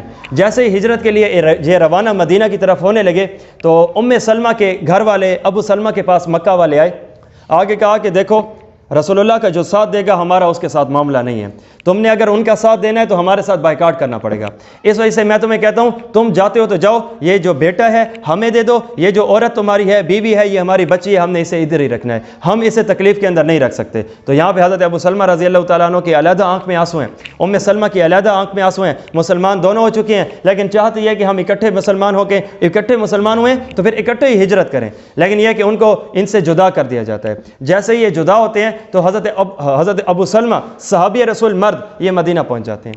پیچھے مکہ میں ان کی بیوی ام سلمہ رضی اللہ تعالیٰ عنہ اور ان کے ایک چھوٹے سے بچے حضرت سلمہ ہیں رضی اللہ عنہ۔ یہاں پہ ابو سلمہ کے جو باقی گھر والے تھے ام سلمہ کے پاس آ کر کہنے لگے کہ دیکھو یہ اولاد مرد کی ہوتی ہے، عورت کی نہیں ہوتی، فلہٰذا یہ جو بچہ ہے نا یہ ہمیں دے دو۔ اب یہ صحابیہ رسول رونے لگی، ارے تم نے مجھ سے میرا خامد لے لیا، وہ اللہ کے لیے مدینہ میں چلے گیا، اور تم مجھ سے بچہ بھی لے لیتے ہو۔ اب یہ 3 افراد ہیں، تینوں کی تینوں جدا۔ اب یہ روزانہ ام سلمہ رضی اللہ عنہ مقام ابطا پہ مکہ میں 1 سال صبح سویرے جا کے رویا کرتی تھی، روتے روتے شام کر کے دوبارہ واپس آ جاتی تھی۔ اور اسی انداز میں ان کی قوم کے ایک بندے نے دیکھا کہ کیا ظلم تم نے کر رکھا ہے، اس انداز کے کوئی ظلم ہوتا ہے، اس کی بچی کو اس کے بیٹے کو تم نے علیحدہ کر لیا، ابو سلمہ علیحدہ چلے گئے اور ام سلمہ کو تم نے علیحدہ کر لیا، اس لیے میں تمہیں کہتا ہوں کہ ان کو جانے دو۔ یہاں سے بیٹا لیا حضرت سلمہ اور یہاں سے ان کو دے دیا اور جاؤ تم۔ یہ مدینہ کی طرف جاتی ہیں، یہ اکیلی عورت ہے، کیا انداز ہوگا، سفر کی طرف جا رہی ہیں حضرت سلمہ کی طرف، اور وہاں پہ آگے دیکھتے ہیں تو حضرت ابو سلمہ بھی ایک جہاد کے موقع پہ شہید ہو جاتے ہیں، اور یہ جو بیٹا سلمہ ہے یہ بھی شہید ہو جاتا ہے۔ اب یہ ام سلمہ رضی اللہ عنہ رو رہی ہیں، تو اس پر آپ صلی اللہ علیہ وسلم سے انہوں نے دعا سن رکھی تھی کہ جس سے کوئی چیز فوت ہو جائے، دور ہو جائے، چیز ٹوٹ جائے تو اسے چاہیے کہ وہ ایک دعا پڑھ لے۔ جی کون سی دعا؟ انا للہ و انا الیہ راجعون، اللہم اجرنی فی مصیبتی واخلف لی خیرا منہا۔ تو اللہ رب العزت جو چیز کھوئی ہے اس سے بڑھ کے عطا کریں گے۔ حضرت ام سلمہ کہتی ہیں کہ ایک طرف رسول اللہ کی یہ دعا تھی کہ جو چیز کھو جائے اس سے بڑھ کے ملتی ہے دعا پڑھنے پر، اور دوسری طرف سوچتے ہوں کہ ابو سلمہ کائنات کے بہترین خامدوں میں سے ایک خامد ہے، ان جیسا خامد مجھے دوبارہ نہیں ملے گا۔ تو کچھ ہی عرصہ گزرتا ہے، ام سلمہ کہتے ہیں کہ رسول اللہ صلی اللہ علیہ وسلم کا پیام نکاح میرے گھر میں آتا ہے۔ تو دعا کی کیا برکت ہے، ایک صحابی رسول ابو سلمہ ہے، اور رسول اللہ صلی اللہ علیہ وسلم صحابہ اور نبی علیہ الصلوۃ والسلام کا معاملہ صحابہ کو عظمت ہی رسول اللہ کی وجہ سے ہے، وہ چاند ہیں، وہ تارے ہیں، تو اس وجہ سے آپ صلی اللہ علیہ وسلم کا یہ جو انہی کو تو پھر ام المؤمنین کہتے ہیں، ام سلمہ رضی اللہ عنہ، اللہ رب العزت نے ان کو بھی پائے کی عقل عطا کر رکھی تھی۔ واقعات ان کے بہت سارے ہیں لیکن بات لمبی ہو جائے گی۔ آگے حضرت صہیب رضی اللہ تعالیٰ عنہ نے آ کر دیکھا انہوں نے بھی ہجرت کی چاہت کی، تو یہ جیسے ہجرت کی چاہت کرنے لگے، نکلنے لگے، مکہ کے کفار ان کے پاس آ گئے، کہا دیکھو تم غریب تھے مکہ آنے سے پہلے، اور بائی برتھ تم مکہ کے ہو نہیں، تم نے ہمارے پاس سے ہی رہ کے مال کمایا ہے۔ تو انہوں نے صہیب نے کہا کہ اگر یہ معاملہ ہے تو کیا تمہیں مال دیں تو جانے دو گے؟ کہا ہاں پھر جانے دیں گے۔ مال لے لیا جاتا ہے، صہیب چلے جاتے ہیں۔ رسول اللہ صلی اللہ علیہ وسلم کو خبر ہوتی ہے، قرآن کی آیت اترتی ہے کہ کچھ لوگ ایسے بھی ہیں جو ایمان کے بدلے میں پوری کی پوری دنیا چھوڑ دیتے ہیں لیکن ایمان کو کھونے نہیں دیتے۔ تو یہ ان کے بارے میں یہ ترتیب چلی۔ پھر اس کے بعد آگے ابو بکر صدیق بھی ہے، یا رسول اللہ، صحابہ ہیں، صحابیات ہیں، یہ جب ہجرت کرنے لگے ہیں تو کیا خیال ہے ابو بکر صدیق ہجرت نہ کر لے؟ ابو بکر رک جاؤ، ممکن ہے کہ اللہ رب العزت تمہارے لیے بہترین ساتھی کا انتخاب کرے، اور وہ بہترین ساتھی کون سے تھے؟ خود رسول اللہ تھے جو بعد میں انتخاب کیا گیا تھا۔ یہاں پہ ابو بکر صدیق رضی اللہ تعالیٰ عنہ رک جاتے ہیں۔ تو اب یہ سارے کے سارے معاملات وہ ہیں جو مسلمان صحابہ اور نبی علیہ الصلوۃ والسلام کے درمیان تھے۔ اب دوسری طرف کفار کا بھی ایک زبردست قسم کا جمگھٹا ہوتا ہے، اجتماع ہوتا ہے۔ یہاں پہ نبی علیہ الصلوۃ والسلام سے سارے کے سارے کہتے ہیں کہ ہم نبی سے تنگ ہیں، ان کو قتل کر دینا چاہیے۔ اس نام سے انہوں نے مشورہ کیا۔ مشورہ کرنے میں سب سے ایک جگہ تھی دار الندوہ، یہ کفار کی پارلیمنٹ تھی، یہاں پہ اکٹھے ہوئے۔ تو یہاں ایک جگہ خوبصورت قسم کا ایک نوجوان، بلکہ نوجوان نہیں، بوڑھا، خوبصورت داڑھی ہے، زبردست پگڑی ہے، اور یہاں پہ یہ کھڑا ہے، نجدی بزرگ بن کے آیا، نجد کا، کہا کہ میں نجد کا ہوں۔ تو لوگوں نے کہا تم کیا کون ہو؟ کہا یہاں پہ سننا ہے کہ نبی علیہ السلام کے خلاف ایک مشورہ ہو رہا ہے، تو میں بھی کوئی نہ کوئی تمہارے حق میں کوئی اچھی بات کر دوں گا، چلو ٹھیک ہے آ جاؤ۔ سارے کے سارے بیٹھے ہیں، ابو جہل اینڈ اس کمپنی ساری کی ساری یہاں پہ بیٹھی ہے۔ تو ایک نے کہا کہ نبی علیہ السلام کے ساتھ کیا کیا جائے؟ اب یہ سارا مشورہ ہے۔ ایک نے کہا نبی علیہ السلام کو قتل کر دینا چاہیے۔ یہی جو نجدی بزرگ تھا اصل میں شیطان بن کے آیا تھا، یہ شیطان تھا جو نجدی بزرگ بن کے آیا تھا۔ اس نے کہا دیکھو نبی کو قتل نہ کرو، تم اگر نبی کو قتل ایک بندہ ہو کر کرے گا نا تو سارے کے سارے قوم والے ان کے خلاف ہو جائیں گے اور ان کو مار لیں گے، تو پھر کیا کرنا چاہیے؟ تو کسی نے کہا چلو اس طرح کر لیتے ہیں، نبی علیہ الصلوۃ والسلام کو جلا وطن کر لیتے ہیں۔ کہا جلا وطن بھی نہ کرو۔ جلا وطن نہ کرنے کی وجہ یہ ہے کہ دیکھو ان کی باتیں کتنی سریلی ہیں، تم بھی مانتے ہو کہ بااخلاق کتنے ہیں، تبھی تو امانتیں بھی رکھوائی ہوئی تھی۔ تو کہا پھر تم بتاؤ کہ کیا کرنا چاہیے؟ تو کہا ذرا تم مشورے دے دو، پھر اس کے بعد میں بھی مشورہ دیتا ہوں۔ کسی نے کہا کہ ان کو قید کر لینا چاہیے، کہا قید بھی نہیں کرتے، اگر تم قید کرو گے ان کی قوم والے چھڑوا لیں گے، اور اگر تم ان کو جلا وطن کرو گے یہ وہاں پہ جائیں گے اور وہیں پہ دعوت دیں گے، وہاں پہ لوگوں کو اکٹھا کر کے دوبارہ تمہارے خلاف آئیں گے۔ کہا پھر کیا کرنا چاہیے؟ کہا میں وہ مشورہ دیتا ہوں جو تم میں سے بھی کسی نے دیا، ان کو قتل کر لینا چاہیے۔ اور قتل کا انداز میں بتاتا ہوں، اگر تم میں سے کوئی ایک بندہ اکٹھا ہو کر قتل کرے گا نا تو انہی کے خلاف سارے ہو جائیں گے۔ تم میں سے ہر ایک بندہ یہاں پہ الگ الگ قوم کا بیٹھا ہے، ہر الگ الگ قوم کا بندہ اکٹھا ہو جائے اور یہ ایک اپنی مستقل جماعت بنا لیں اور یہ سارے کے سارے اکٹھے ہو کے نبی علیہ السلام پہ حملہ کریں۔ اب یہاں پہ نبی علیہ السلام کا خاندان ایک ہو جائے گا اور مارنے والے پورا کا پورا مکہ ہو جائے گا۔ کس کس سے بدلہ لیں گے؟ اب جو قتل ہوتا ہے، قتل کے دو انداز ہوتے ہیں، یا تو بدلے میں قتل کیا جائے، اس کا نام ہے قصاص، یا تو بدلے میں ان کو پیسہ دے دیا جائے، اس کا نام قصاص نہیں ہے۔ تو پھر یا تو مال بالصلح ہو جائے کہ صلح کر کے مال لے لیں اور معاملہ ختم ہو جائے، تو اس پر انہوں نے کہا کہ یہ ترتیب اچھی ہے۔ تو اب رات کا وقت ہوتا ہے، یہاں پہ ابو بکر صدیق رضی اللہ تعالیٰ عنہ کے پاس نبی علیہ السلام ظہر کے وقت آتے ہیں۔ یا اصلہ اس وقت آئے ہیں، خیر ہو، کہ اللہ رب العزت نے حکم دے دیا ہے کہ ہجرت کرنی ہے۔ یا اصلہ کس نے ہجرت کرنی ہے؟ جی محمد صلی اللہ علیہ وسلم نے ہجرت کرنی ہے۔ اچھا آپ کے ساتھ کون ہوں گے؟ کہ اللہ کا حکم یہی ہے کہ ابو بکر صدیق کو ساتھ لگانا۔ یہاں پہ حضرت رسول ابو بکر کے عائشہ بھی ساتھ بیٹھی ہیں، تو حضرت ابو بکر صدیق کی آنکھوں سے آنسو۔ عائشہ کہتی ہیں زندگی میں پہلی مرتبہ مجھے پتہ چلا تھا کہ کسی کی خوشی کے موقع پہ بھی آنکھوں سے آنسو نکلا کرتے ہیں۔ تو یہ دوبارہ چلے جاتے ہیں، ابو بکر وقت یاد رکھنا، رات کے وقت ہم نے نکلنا ہے، اور وہاں پہ کفار کا مشورہ ہو چکا ہے، رات کا وقت ہوگا، نبی علیہ السلام کو نعوذ باللہ قتل کریں گے۔ اے علی ادھر آؤ۔ جی یا رسول اللہ، حکم میرا یہ ہے کہ میرے بستر پہ تم نے سونا ہے۔ یہ جو کفار کی امانتیں ہیں نا، جن سے تنگ ہو کے جا رہا ہوں، سارے کے سارے اعتماد مجھ پہ کرتے ہیں کہ سامان بھی اپنا میرے پاس رکھوا رکھا ہے۔ ایک طرف نظریاتی اتنا اختلاف ہے کہ وہ شرک پہ ہیں، ہم توحید پہ ہیں، اور دوسری طرف معاملہ یہ کہ اپنے دشمن ہی کے پاس اعتماد کر کے انہوں نے امانتیں ساری کی ساری رکھوائی ہوئی ہیں۔ چلو جی ٹھیک ہے، حضرت علی المرتضیٰ سو جاتے ہیں۔ یا رسول اللہ کی امانتوں کا تو میں ذمہ دار ہوں، پر آپ اللہ کی امانت ہیں، آپ کی امانت کا کون ذمہ دار ہے؟ کہا اے علی تم میری امانتوں کی ذمہ دار ہو، اور اللہ کی امانت کا ذمہ دار اللہ رب العزت نے ابو بکر کو بنایا۔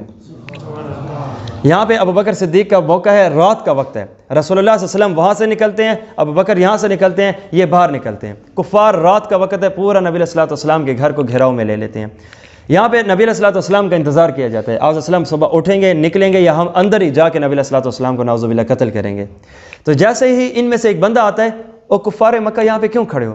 کہا نبی علیہ السلام خلاف ہم اکٹھے ہو چکے تھے، تو ہم نے آپ صلی اللہ علیہ وسلم کو قتل کرنا اس لیے کھڑے ہیں۔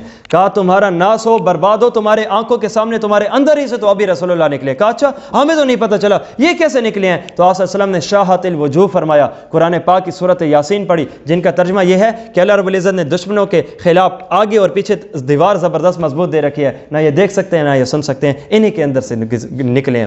نکل کے ابو بکر صدیق کے گھر میں یہ دوبارہ دونوں کے دونوں آگے جاتے ہیں۔ اب ہر ایک کو چند ایک کو تو یہ پتہ ہے کہ آپ صلی اللہ علیہ وسلم نے مدینے جانا ہے۔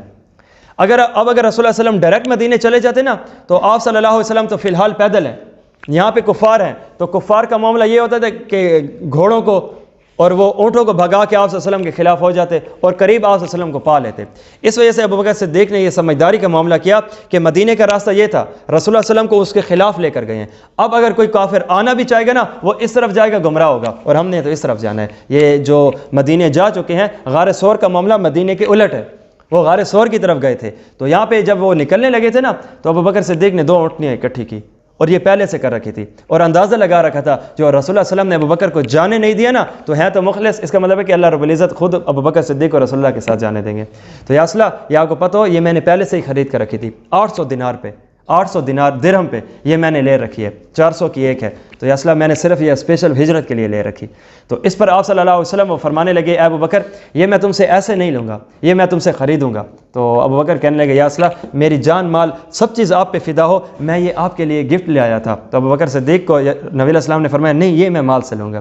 تو علماء لکھتے ہیں کہ ایک طرف ابو بکر صدیق کا ایسا معاملہ تھا کہ مال ہی مال ہے، جو مال ہی مال ہے اور جان ہی جان ہے، اور خاندان صدیق اکبر ہے، جو ہجرت کے موقع پہ ابو بکر صدیق اور ان کا خاندان پورا کا پورا نبی علیہ السلام پہ نچھاور، مال ہے، بیٹی ہے، بیٹا ہے، غلام ہے، سارے کے سارے نبی علیہ السلام پہ نچھاور۔ ابھی اس پہ بات کریں گے، لیکن ایک طرف آ کے نبی علیہ السلام نے ان کو 400 درہم کیوں دیے تھے؟ تو بہت سارے علماء وجوہات میں ایک وجہ یہ لکھتے ہیں ہجرت بہت بڑی فضیلت ہے، ہجرت گناہوں کو معاف کر دیتی ہے۔ تو نبی علیہ السلام نے ارشاد فرمایا بزبان حال کہ جہاں پہ جسمانی طور پہ فضیلت لے رہا ہوں وہاں پہ مالی طور پہ بھی لوں۔ اس وجہ سے وگرنہ ابو بکر صدیق کے بارے میں تو نبی علیہ الصلوۃ والسلام نے واضح طور پہ ارشاد فرمایا تھا نا، اے ابو بکر سب کا احسان محمد صلی اللہ علیہ وسلم نے اس دنیا میں اتار دیا ہے، تو ہمارا اللہ ہی اتارے گا۔ اس وجہ سے تو یہاں پہ اب یہ جاتے ہیں تو غار ثور میں جا کے نبی علیہ الصلوۃ والسلام آرام فرماتے ہیں۔ 3 دن کا یہ ایک یہاں پہ جو ہے پڑاؤ ہے، اور پیچھے کفار کو پتہ چلتا ہے۔ تو ابو جہل نے سب سے پہلے یہ اندازہ لگوایا کہ نبی علیہ السلام مکے میں ہیں یا نہیں۔ ابو بکر کو دیکھو، اگر ابو بکر نہیں ہوں گے نا تو رسول اللہ بھی نہیں ہوں گے۔ دشمن بھی جانتا ہے کہ ابو بکر رسول اللہ کے ساتھ کتنا مخلص ہے، تو یہاں پہ جب دیکھا جاتا ہے تو وہ وہاں پہ نہیں ہے۔ تو اس وجہ سے اب کفار ساری کی ساری ان کی دوڑیں لگ جاتی ہیں۔ سب سے پہلے ابو بکر صدیق کے غلام ہیں عامر بن فہیرہ، ان کو کہہ دیا گیا تم نے بکریاں چرانی ہے، رات کو آ کے ہمیں دودھ پلانا ہے۔ اے عبداللہ ابو بکر کے بیٹے سارا دن مکے میں گھومنا ہے، سنو دیکھو پر زبان بند رکھنا، کیا معاملات ہیں کیا ترتیبیں ہیں، رات آ کے غار ثور میں آپ نے ہمیں بتانی ہے۔ اے اسماء بنت ابی بکر، اے میری پیاری بڑی عائشہ سے بڑی بیٹی، تم نے کھانا پکانا ہے، ہمارے لیے تیار کرنا ہے۔ اور حضرت عائشہ بھی ان کے ساتھ ہیں جو تیار کر رہی ہیں۔ تو یہاں پہ خاندان ابو بکر صدیق رسول اللہ صلی اللہ علیہ وسلم کی خدمت کے اندر ہی اندر ہے۔ تو ابو بکر حضرت اسماء بنت ابی بکر رضی اللہ تعالیٰ نے پورا سامان تیار کر لیا۔ اب اونٹنی پہ تیار کر کے رکھنے لگی نا، دیکھا کہ ایک گھر سے وہ زبردست قسم کا جو کپڑا ہے وہ لے کر نہیں آئے کہ جن کو باندھ سکیں۔ تو جو ان کی کمر کے اوپر باندھا ہوا کپڑا تھا، انہوں نے ان کو کھولا اور 2 حصوں میں تقسیم کیا، ایک دوبارہ کمر پہ باندھ لیا اور دوسرا نبی علیہ الصلوۃ والسلام کے لیے نچھاور کر دیا۔ کیوں؟ گھر ابو بکر صدیق سے خاندان سے ہمیں سبق یہی ملا ہے کہ نبی علیہ الصلوۃ والسلام پہ ذات بھی لوٹانی ہے، مال بھی لوٹانا ہے۔ تو اس وجہ سے انہوں نے، اور نبی علیہ الصلوۃ والسلام نے جب یہ عمل دیکھا نا، اس پہ ارشاد فرمایا ذات النطاقین، کہ 2 پٹیوں والی 2 کپڑوں والی، اس بنیاد پہ ان کو ذات النطاقین، ان کو زبردست قسم کا لقب دیا گیا تھا آپ صلی اللہ علیہ وسلم۔ اچھا مزے کی بات یہاں پہ یہ ہے، ابو بکر صدیق نے عامر بن فہیرہ اور عبداللہ رضی اللہ عنہ میں سے ارشاد فرمایا تھا، اے عبداللہ پہلے تم آنا اور عامر بن فہیرہ تم بعد میں آنا، تاکہ اگر کوئی بندہ قدموں کے نشان کو عبداللہ کے دیکھنا چاہے نا کہ ابو بکر صدیق کا بیٹا ہے، یہ ایک مخالف سمت کیوں جا رہا ہے، تو پہلے یہ آئے گا، ہمیں سارے حالات سے واقعات سے باخبر کرے گا۔ جب یہ واپس چلا جائے گا نا، قدموں کے نشان تو باقی ہیں، اے عامر تم بکریاں اور جانور میرے لے کر آ جانا نا، تو یہ سارے کے سارے راستے کے جو میرے بیٹے کے نشان ہوں گے ختم ہو جائیں گے۔ ابو بکر صدیق کی یہ درست نتیجہ دیکھیے۔ یہاں سے دوسری ترتیب یہ چلتی ہے کہ ابو جہل اینڈ ہز کمپنی، انہوں نے مکہ میں اعلان کر دیا جو رسول اللہ صلی اللہ علیہ وسلم یا ابو بکر صدیق کو پائے تو وہ اگر ہمارے پاس پکڑ کے لائے گا، ابو بکر کو لائے پھر بھی ٹھیک ہے، رسول اللہ کو لائے پھر بھی ٹھیک ہے، فی شخص پہ 100 اونٹ کا ہم انعام رکھ رہے ہیں، جو آپ کو ہمارے پاس لے کر آئے گا ہم نے 100 اونٹ رکھنا ہے۔ اچھا دیکھو صحیح، غیر کی نگاہ میں رسول اللہ صلی اللہ علیہ وسلم کے لیے اگر انہوں نے 100 اونٹ رکھے ہیں نا بطور اہمیت، تو وہی 100 اونٹوں کا انعام ابو بکر صدیق کے سر پہ بھی رکھا ہے۔ کہ ایک ہی بات ہے، اگر ابو بکر مل جائے یا رسول اللہ مل جائے، اور دونوں مل جائیں تو اعلیٰ ہی اعلیٰ۔ تو یہاں پہ ابو بکر صدیق نبی علیہ الصلوۃ والسلام کو لے کر چل رہے ہیں۔ ابو بکر صدیق بھی پیدل ہیں، یہ جو اونٹنی ہے یہاں غار ثور سے آگے پھر انہوں نے سفر یہاں پہ کیا تھا، اب تک تو پیدل ہے۔ پیدل میں ابو بکر صدیق بھی ہیں، رسول اللہ بھی ہیں۔ جیسے ہی غار ثور آتی ہے نا، یہاں پہ آ کے ابو بکر صدیق عرض کرتے ہیں یا رسول اللہ پتھریلے پتھر ہیں اور آپ کے نرم پیر ہیں، ابو بکر یہ کبھی بھی برداشت نہیں کرے گی کہ آپ کو تکلیف ہو، مناسب لگے تو میں آپ کو اٹھا لیتا ہوں۔ آج وسلم کو ابو بکر صدیق نے یوں کندھے پہ اٹھائے۔ وہ کہتے ہیں نا کہ ہے مشکل رات نبی کی ہجرت والی، ساتھی صدیق یار غار ہے، کندھا صدیق تیرا رسول خدا سوار ہے، 3 میل کی چڑھوں گا چڑھائی یہ میرا نبی سے اقرار ہے، سو جاؤ صدیق رک جاؤ صدیق یہی سور غار ہے۔ یہاں پہ آپ صلی اللہ علیہ وسلم کو روک دیا جاتا ہے۔ اچھا بات اور کہ یہاں پہ جو ابو جہل تھے یہ خود بھی نبی علیہ الصلوۃ والسلام اور ابو بکر صدیق کو تلاش کر رہے ہیں۔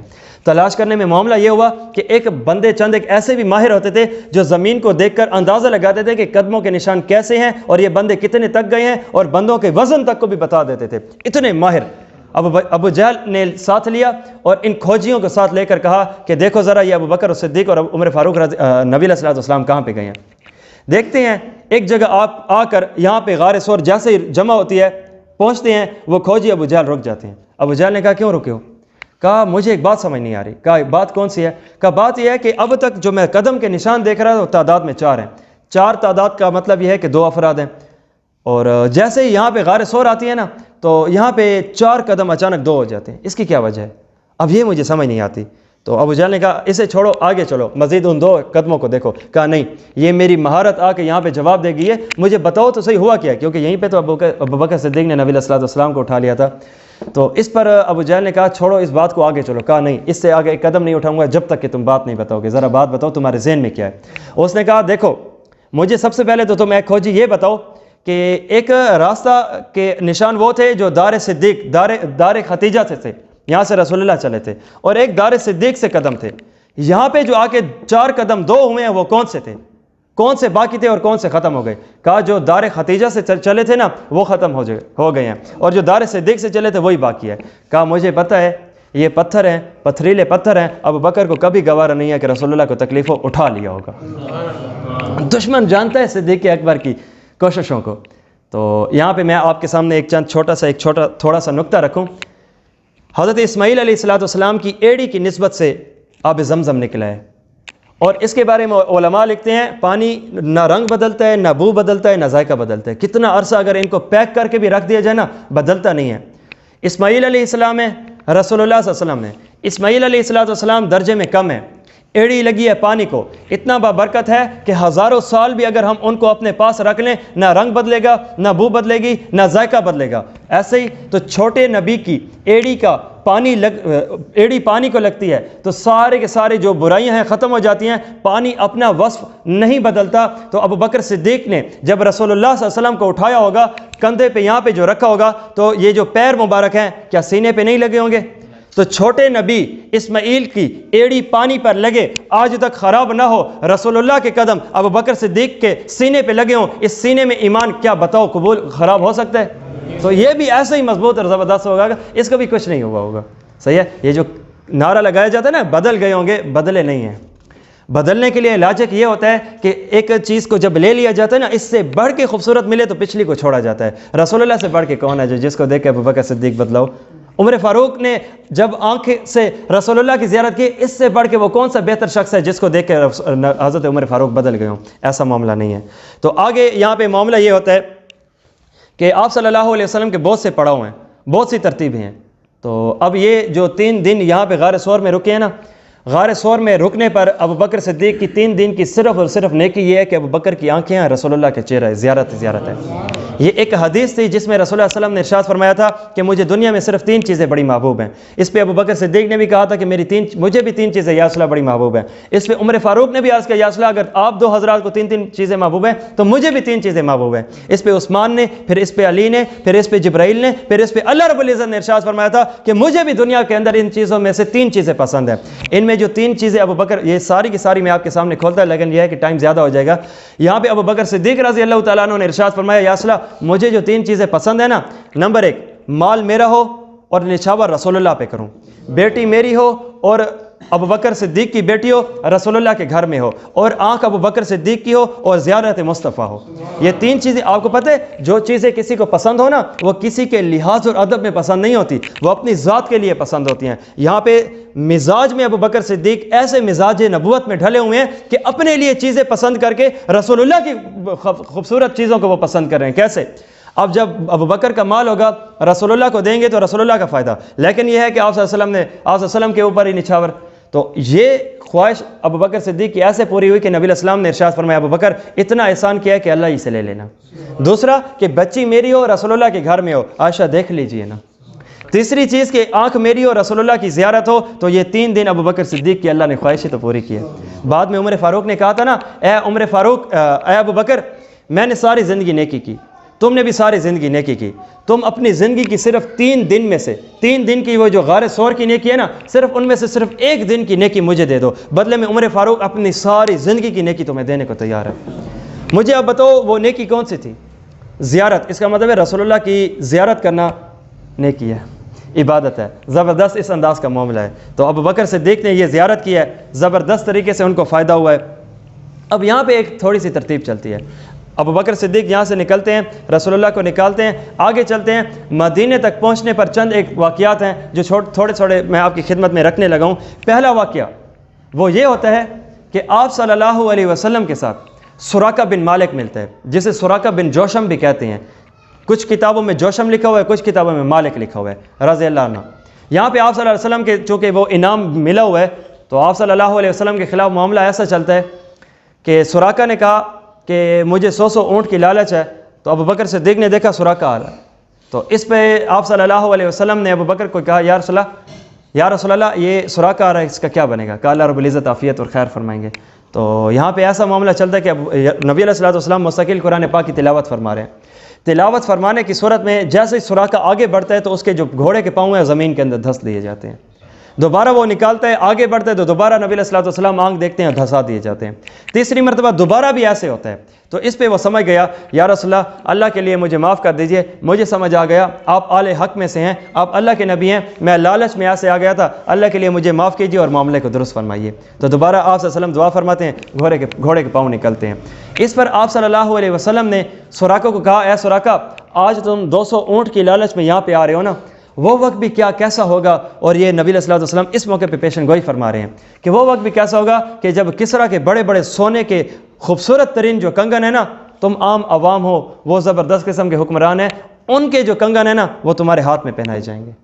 یا رسول اللہ، کیا وہ میرے ہاتھ میں پہنائے جائیں گے؟ جی ہاں، بالکل آپ کے ہی ہاتھ میں پہنائے جائیں گے۔ پھر ایک زمانہ آتا ہے، عمر فاروق کا زمانہ ہے، کیسر و کسریٰ فتح ہو چکا ہے، وہاں کے کنگن ان کو لیے جاتے ہیں۔ عمر فاروق نے بتایا سوراخا بن مالک کہاں ہیں؟ جی یہاں پہ، بوڑھا ہو چکا ہے، ادھر آؤ، ان کے ہاتھ میں پہنائے گئے۔ کہا رسول اللہ کی پیشن گوئی آج پوری ہوئی ہے نا۔ تو یہ خوشی میں سوراخا بن مالک بوڑھے بھی ہیں، صحابی رسول بھی بنے تھے، یوں ہاتھ میں پہن کے پورے مدینے میں گھومے تھے، اور اپنا یہی واقعہ بتایا تھا کہ بہت عرصہ پہلے میں نے نبی علیہ الصلوۃ والسلام کا تعاقب کیا تھا، آپ صلی اللہ علیہ وسلم نے اس وقت کی پیشن گوئی فرمائی تھی، اور جو آج اللہ کے فضل سے پوری ہو رہی ہے۔ تو یہ اس وقت کا زمانہ تھا اور یہ معاملہ تھا۔ آگے آپ صلی اللہ علیہ وسلم کو بھوک لگی، ابو بکر صدیق کو بھی بھوک لگی، ایک جگہ جا کے پڑاؤ کیا جسے کہتے ہیں ام معبد۔ یہ راستے میں ہی ایک واقعہ بنا تھا۔ ان کا اصل نام عاتقہ تھا، ان کے ابو کا نام خالد تھا، عاتقہ بنت خالد، قبیلہ خزائی کی تھی۔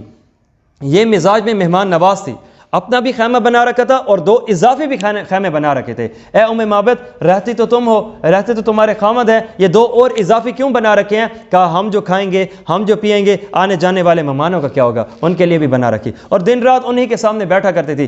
کوئی آئے جی کیا ضرورت ہے، دے دیا، کوئی جائے جی کیا ضرورت ہے، دے دیا۔ قسمت کا کرنا ایسا ہوا کہ رسول اللہ صلی اللہ علیہ وسلم جب پہنچے ہیں، کھانے کو کچھ نہیں۔ اے ام معبد، تمہارے بارے میں سن رکھا ہے، مہمان نواز ہو، بڑی تمہاری ترتیب ہے، تو پھر مہربانی کرو ذرا ہمیں بھی کچھ کھلاؤ۔ کھجور بھی پتہ کی، گوشت بھی پتہ کیا۔ یا اے محمد صلی اللہ علیہ وسلم، اے مسافر، اب وہ نہیں جانتے کہ کیا معاملہ ہے، تو یہ جو ہے کھانے کو کچھ نہیں ہے، اے کاش کے ہوتا تو میں سب کچھ بھی آپ پہ نشاور کر دیتی، میں کسی مسافر کو بھوکا نہیں جانے دیتی، میں کسی مسافر کو تھکا ہوا ہو تو ایسے نہیں جانے دیتی، میں نے اس کی رہائش کا بھی بندوبست کر رکھا ہوتا ہے، میں نے اس کے کھانے کا بھی بندوبست کر رکھا ہوتا ہے۔ اس پر ابو بکر صدیق عرض کرنے لگے کہ نبی علیہ الصلوۃ والسلام کو دیکھا، یا رسول اللہ اب آگے چلیں۔ نبی علیہ الصلوۃ والسلام نے وہ دور سے دیکھا تو ان کے گھر میں ایک بکری تھی، بندھی ہوئی تھی۔ اے عاتقہ، اے ام معبد، اگر آپ مناسب سمجھے تو یہ تو بکری کھڑی ہے۔ کہ حضرت یہ تو اتنی لاغر ہے، ان قریب یہ مر جائے، میرے خامد باہر بکریوں کو چرانے کے لیے لے کر گئے ہیں، اب یہ اتنے کمزور ہیں کہ یہ بکری اتنی بھی نہیں ہے، یہ تو چند ایک دن میں مرنے والی ہے، اتنی بھی نہیں ہے کہ اپنے آپ کا کچھ کھانے کا معاملہ چلا سکے اور جا کر چر کے کھا سکے۔ تو رسول اللہ صلی اللہ علیہ وسلم نے ارشاد فرمایا کہ اے عاتقہ، اگر مناسب سمجھو تو کیا میں اسے دھو لوں، اس کا دودھ کیا دھو لوں؟ تو اس پر انہوں نے کہا کہ مجھے تو مسئلہ نہیں ہے۔ تو بکری کو قریب کیا گیا، بسم اللہ الرحمن الرحیم کر پڑھ کے نبی علیہ الصلوۃ والسلام نے تھنوں پہ جیسے ہاتھ رکھا نا، صحت میں بھی اعلیٰ ہو گئی، تھن بھی بھر گئے۔ اس پہ حضرت ام معبد دیکھتی ہیں، حیرانیوں کی انتہاؤں میں گزر جاتی ہیں، ارے جس کے بارے میں ابھی میں نے 2 جملے بولے ہیں کہ یہ مرنے والی ہے، اب میں یہ جملے بول رہی ہوں کہ بڑی صحت مند ہو چکی ہے، باقی بکریوں سے ہٹ کے وہ چر کے ان کے دودھ تھن کے بھرتے ہیں۔ اور آپ صلی اللہ علیہ وسلم، آپ نے بسم اللہ پڑھی اور ایسا معاملہ، یہ بسم اللہ بھی بڑی عجیب ہے۔ پرسوں ہم نے کیا پڑھا سفر طائف کے موقع پہ، انگور کھانے لگے، بسم اللہ پڑھنے لگے، اداس مسلمان۔ حدیث بخاری کے مطابق تم بسم اللہ الرحمن الرحیم پڑھ کے گھر کا دروازہ کنڈی لگاتے ہو، شیطان کو کھانے سے بھی روک دیتے ہو، شیطان کو پینے سے بھی روک دیتے ہو، شیطان کو رہائش سے بھی روک دیتے ہو۔ اور یہاں پہ بسم اللہ الرحمن الرحیم پڑھی تو دوبارہ بکریوں کے تھن بھی بھر گئے۔ آپ صلی اللہ علیہ وسلم نے دیکھا بکریوں کے تھن ہیں، بھر چکے ہیں، جی برتن لاؤ۔ جیسے ہی وہ جانے لگی، ابو بکر صدیق نے ام معبد کو کہا، دیکھو یہ نبوت کی عطا ہے، رب کے طرف سے ہے، گھر کا سب سے بڑا برتن لے کر آنا، اور جب تک وہ نہیں بھرے گا نا، رب تعالیٰ یہاں سے دودھ بھی نکالتے رہیں گے۔ تو وہ سب سے بڑا برتن آتا ہے، بھر دیا جاتا ہے، بھر کے ابو بکر صدیق رضی اللہ عنہ کو دیا جاتا ہے، پیو۔ ام معبد کو دیا جاتا ہے، آپ بھی پئیں۔ آپ صلی اللہ علیہ وسلم کے ساتھ 2 اور بھی مہمان تھے، ایک عبداللہ بن عریقت تھا جو راستہ دکھا کر آپ صلی اللہ علیہ وسلم کو چلا رہا تھا، ایک دوسرا بھی تھا عامر بن فہرہ، یہ غلام صدیق اکبر ہیں، یہ بھی ساتھ تھے۔ رسول اللہ صلی اللہ علیہ وسلم نے ام معبد کو پلایا، भूख खुद को लगी हुई है। अबू बकर को पिलाया, भूख खुद को लगी हुई है। अब्दुल्ला बिन अरिकत को पिलाया, भूख खुद को लगी हुई है। आमिर बिन फहरा को भी पिलाया, भूख खुद को लगी हुई है। वो हदीस खुद भी तो रसूलुल्लाह ने फरमाई थी ना, सईदुल कौमी फी सफरी खादिमुहुम, कि जो सफ़र में बड़ा होता है ना वही ही तो कौम का खादिम हुआ करता है, तो आप खिदमत करने दो। तो सारा का सारा मामला हुआ बर्तन खाली, दोबारा बर्तन लाओ, अब दोबारा बर्तन भरे गए, अब पेट भर गए, बर्तन खाली, दोबारा सारे बर्तनों को भर के उम्मे माबद को दे दिया जाता है। ए मुसाफिर, इसका क्या करेंगे? कहा मुझे बताओ तुम्हारे घर में और कौन है? कहा मेरे खामद भी हैं, अभी जो मैंने आपसे अर्ज़ किया कि वो बकरियों को चराने के लिए गए हुए हैं। तो कहा जब आपकी बरकत से हमने दूध पिया है तो क्या हमारी बरकत से आपके खामद दूध ना पिएंगे? तो आप अपने पास भी रख लीजिए। हज़रत उम्मे आतिका हज़रत उम्मे माबद कहती हैं अल्लाह की कसम दौरे फ़ारूक़ी तक यही बकरी थी, सेहतमंद रहती थी और दिन रात ऐसे ही दूध दिया करती थी। ये ऐसी ज़बरदस्त तरतीब। बल्कि बाद में हज़रत आतिका उम्मे माबद रज़ी अल्लाह अन्हा ये अबू बकर सिद्दीक़ के पास आई थी मदीने में, और आकर उनको कहा था, अबू बकर सिद्दीक़ ने देखा तो पहचान लिया, और पहचान के कहा कि हज़रत आतिका ने भी कहा कि अबू बकर क्या पहचानते हो? तो अबू बकर सिद्दीक़ ने कहा था एहसान करने वालों को कौन भूलता है, तो तुम याद हो हमें। तो इस पर हज़रत आतिका जो हैं उम्मे माबद, इन्होंने रसूलुल्लाह सल्लल्लाहु अलैहि वसल्लम को सिर्फ एक मरतबा ज़बान से रसूलुल्लाह कहा था। इसके बाद जब भी बोलती थी ना मुबारक लफ्ज़ से बोलती थी। वो जो शख्स मुबारक है और अपने खामद के साथ अपने बच्चे के साथ यहाँ पे आई थी, और आके जैसे अबू बकर को देखा ना, हाज़र रजुल, ये वो साहिबु रजुल, कि ये वो शख्स है साहिबु मुबारक जो मुबारक का साथी है। बार बार मुबारक बोलती थी और पूछती थी कि वो मुबारक शख्स मोहम्मद सल्लल्लाहु अलैहि वसल्लम कहाँ हैं, क्योंकि बरकतें देख चुकी थी ना, ऐसे मामलात चला चुकी थी। तो ये हज़रत उम्मे माबद का भी किस्सा गुजरता है। आगे जब तशरीफ़ ले जाते हैं तो आगे बहुत सारे मामलात में एक बुरैदा असलमी, ये अभी मुसलमान नहीं हुआ, काफिर है। रसूलुल्लाह का पता चलता है, रसूलुल्लाह सल्लल्लाहु अलैहि वसल्लम का जैसे ही पता चला 70 अफराद को लेकर रसूलुल्लाह के रास्ते में आया और आकर कहा कि हम तुम्हारे खिलाफ हैं, जाने नहीं देंगे। आप सल्लल्लाहु अलैहि वसल्लम ने यहाँ पे दुआएं, अब ये जो सफ़र है बाबरकत था, वो मरियल बकरी के सेहतमंद, अब ये भी काफिर है कि अभी इसने इस्लाम लाना है। हाँ जी तुम्हारा नाम क्या? जी बुरैदा ठंडक को कहते हैं। ऐसे दुआ दी, या अल्लाह इसका मामला भी ठंडा कर दे। तो बिल्कुल जो गुस्सा था वो नॉर्मल हो गया। कहा किस इलाके, किस कौम से हो? कहा मैं बनी असलम का हूँ। असलम का मतलब है कि तस्लीम, इस्लाम लाना। तो या अल्लाह इसे भी इस्लाम की तौफीक दे दे। आगे, अच्छा इनमें से किस हिस्से, किस शाख से हो? कहा कबीला बनी सहम कहते हैं हिस्सा को खराज मिन अस्साम, या अल्लाह इसका भी हिस्सा इस्लाम से निकाल देना, कि यानी इसको भी इस्लाम की दावत दे दे। अब यहाँ से आप की दुआ ख़त्म होती है सवालात जवाबात की तरतीब में। तो हाँ बुरैदा तुम्हारा क्या मामला? या रसूलल्लाह इस्लाम कैसे लाते हैं, मुझे आप कलमा पढ़ा दीजिए। और दोबारा जब मक्के से तो आसलम और ये 2 अफराद निकले थे ना मदीने में, बुरैदा असलम में भी साथ थे, और उन्होंने अर्ज़ किया या रसूलल्लाह आपकी तो बड़ी शान है, आप ऐसे ना जाइए, आप जब मदीने में दाखिल होंगे ना तो आपके साथ एक ज़बरदस्त किस्म का आगे नेज़ा हो, उसके ऊपर कपड़ा हो जिसे हम झंडे का नाम देंगे। तो वहाँ पे मदीने वाले लोग रोज़ाना आप सल्लल्लाहु अलैहि वसल्लम का इंतज़ार करते हैं कि आज आप सल्लम आएंगे और आज आप सल्लम आएंगे। सुबह सवेरे बच्चे बच्चियाँ मर्द औरतें सारे के सारे मदीना से बाहर निकल के आप सल्लम का इंतज़ार करते हैं। इंतज़ार करके दोबारा जब धूप तेज़ होती है पीछे चले जाते हैं। तो आप सल्लल्लाहु अलैहि वसल्लम जहाँ पे आकर सबसे पहला जो पड़ाव है वो मस्जिद कुबा में रखते हैं। मस्जिद कुबा इस्लाम की सबसे पहली मस्जिद है। यहाँ पे आप सल्लम कुछ अरसा रुकते हैं, कुछ दिन रुकते हैं, और आगे जो है कबीला बनी नज्जार है। ये आप सल्लम का मामू का कबीला है और मदीना के करीब है। तो इस पर आप सल्लम जब हज़रत आमना के साथ बचपन में आए थे, इसी ही जगह तो आए थे। वो जो रास्ते पे हज़रत आमना की वफ़ात हुई थी यही कबीला बनु नज्जार था। तो यहाँ पे ऐसे ही पहुँचते हैं ना तो आप सल्लल्लाहु अलैहि वसल्लम को वो अर्ज़ करने लगे, या रसूलल्लाह हम तो आपके मामू जान हैं, ये कबीला तो आपका मामू ज़ात लगता है, तो क्या आप हमें प्रोटोकॉल नहीं देंगे? क्या आप हमारे पास चंद एक ऐसा नहीं रहेंगे? तो चंद एक 2 दिन आप सल्लल्लाहु अलैहि वसल्लम ने यहाँ पे भी पड़ाव किया, क़याम किया। फिर यहाँ से एक दिन वो आता है कि रोज़ मदीने वालों का इंतज़ार है जो ख़त्म नहीं हो रहा। आज की सुबह ऐसी है कि आप सल्लम उनको नमूदार हुए, उनको दिखे। बच्चियाँ हैं जो दफ़ लिए हुए हैं, बच्चे हैं जो आँख में प्यास लिए हुए हैं, बड़े हैं जो आप सल्लम का इंतज़ार किए हुए हैं। जैसे दूर से अबू बकर सिद्दीक़ हैं, रसूलुल्लाह उनको दिखते हैं तो बेसख्त इनके ज़बान से मदीने वालों की बतौर प्रोटोकॉल निकलता है कि ताला अल बद्रु अलैना मिन सनियातिल वदाई, ओ ज़बरदस्त किस्म का चाँद हम पे नमूदार हुआ है पहाड़ियों के पीछों की जगह से। वजब शुक्र अलैना, शुक्र हम पे वाजिब और ज़रूरी है। मा दा लिल्लाहि दाई, क्या ज़बरदस्त किस्म की ये दावत देते हैं। अय्युहल मबऊस तहूस फीना, और या रसूल अल्लाह आप हम में आए हैं ना तो जित बिल अमर मुताई, आप कहते चले जाओ हम करते चले जाएं। इनका ज़बरदस्त किस्म के जहाँ से प्रोटोकॉल चलता है, इनके मामलात चलते हैं। अब मदीने वालों का कमाल है, मदीने वालों ने क्या अंदाज़ चलाया। अब हर एक की चाहत है। आज़ सल्लम में ऊँटनी, वही अबू बकर सिद्दीक़ की। यहाँ पे आज़ सल्लम को हर एक मदीने का बंदा कहने लगा, हज़रत आपको मुनासिब लगे तो आप हमारे घर में आइए, हमारे घर में मेहमान बन के हमें मेज़बानी का शर्फ बख्शिए।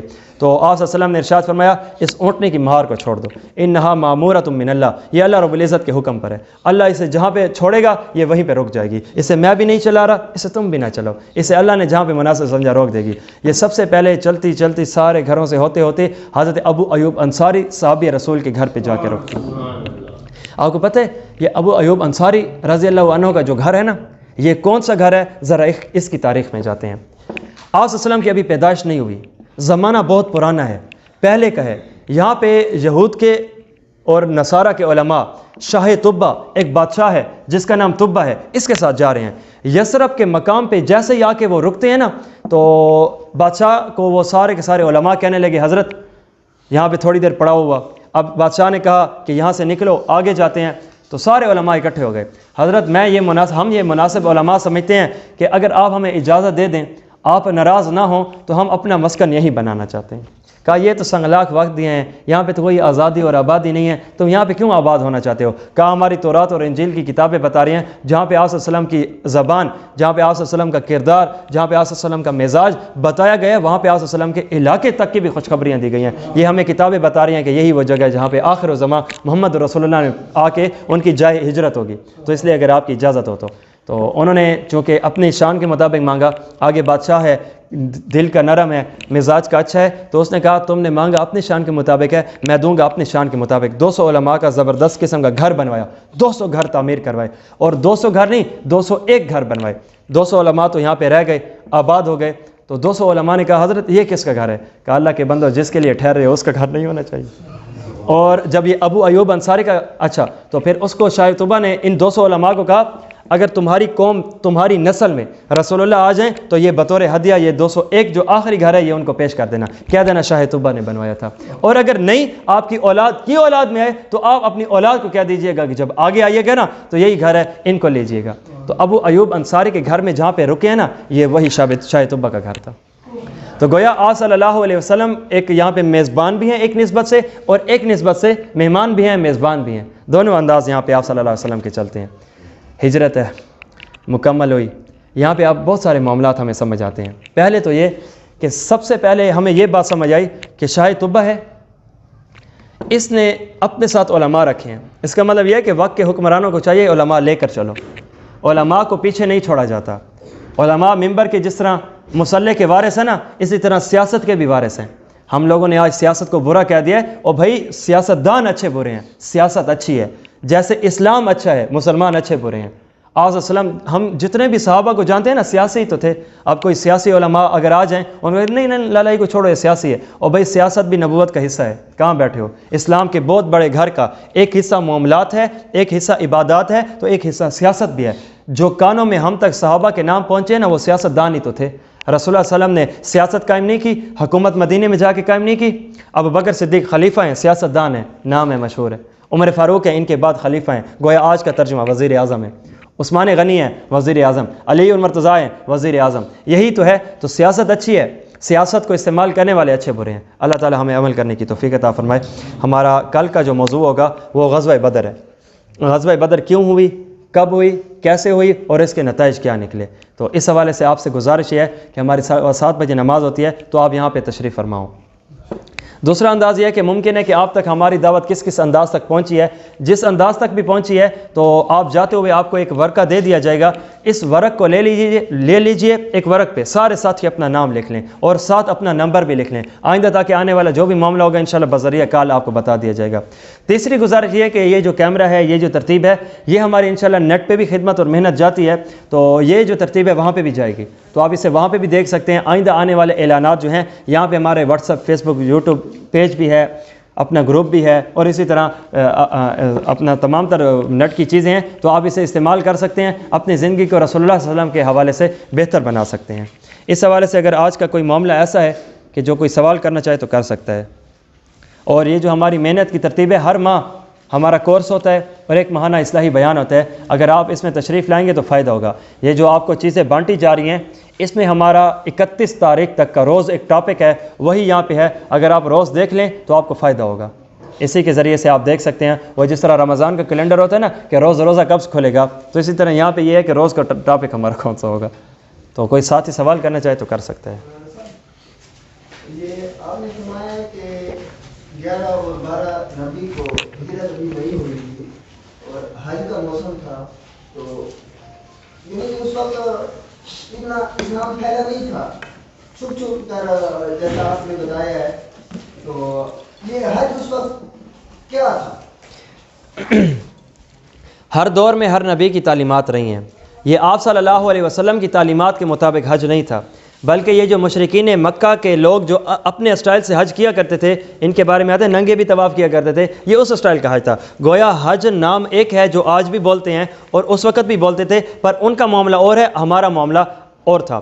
اور اس وجہ سے تو آپ صلی اللہ علیہ وسلم نے جو حجۃ الوداع پہ آ کے خطبہ فرمایا، حج فرمایا تھا، اس حج سے 1 سال پہلے ابو بکر صدیق کو بھیجا تھا اور جا کے فرمایا تھا ابو بکر حج میں جتنے بھی خرافات ہیں، جتنے بھی معاملات ہیں، مکمل سب کو ٹھیک کر لو. اور اگلے سال آ کر آپ صلی اللہ علیہ وسلم نے حج فرمایا تھا، اور آپ صلی اللہ علیہ وسلم کا تاریخی حج تھا.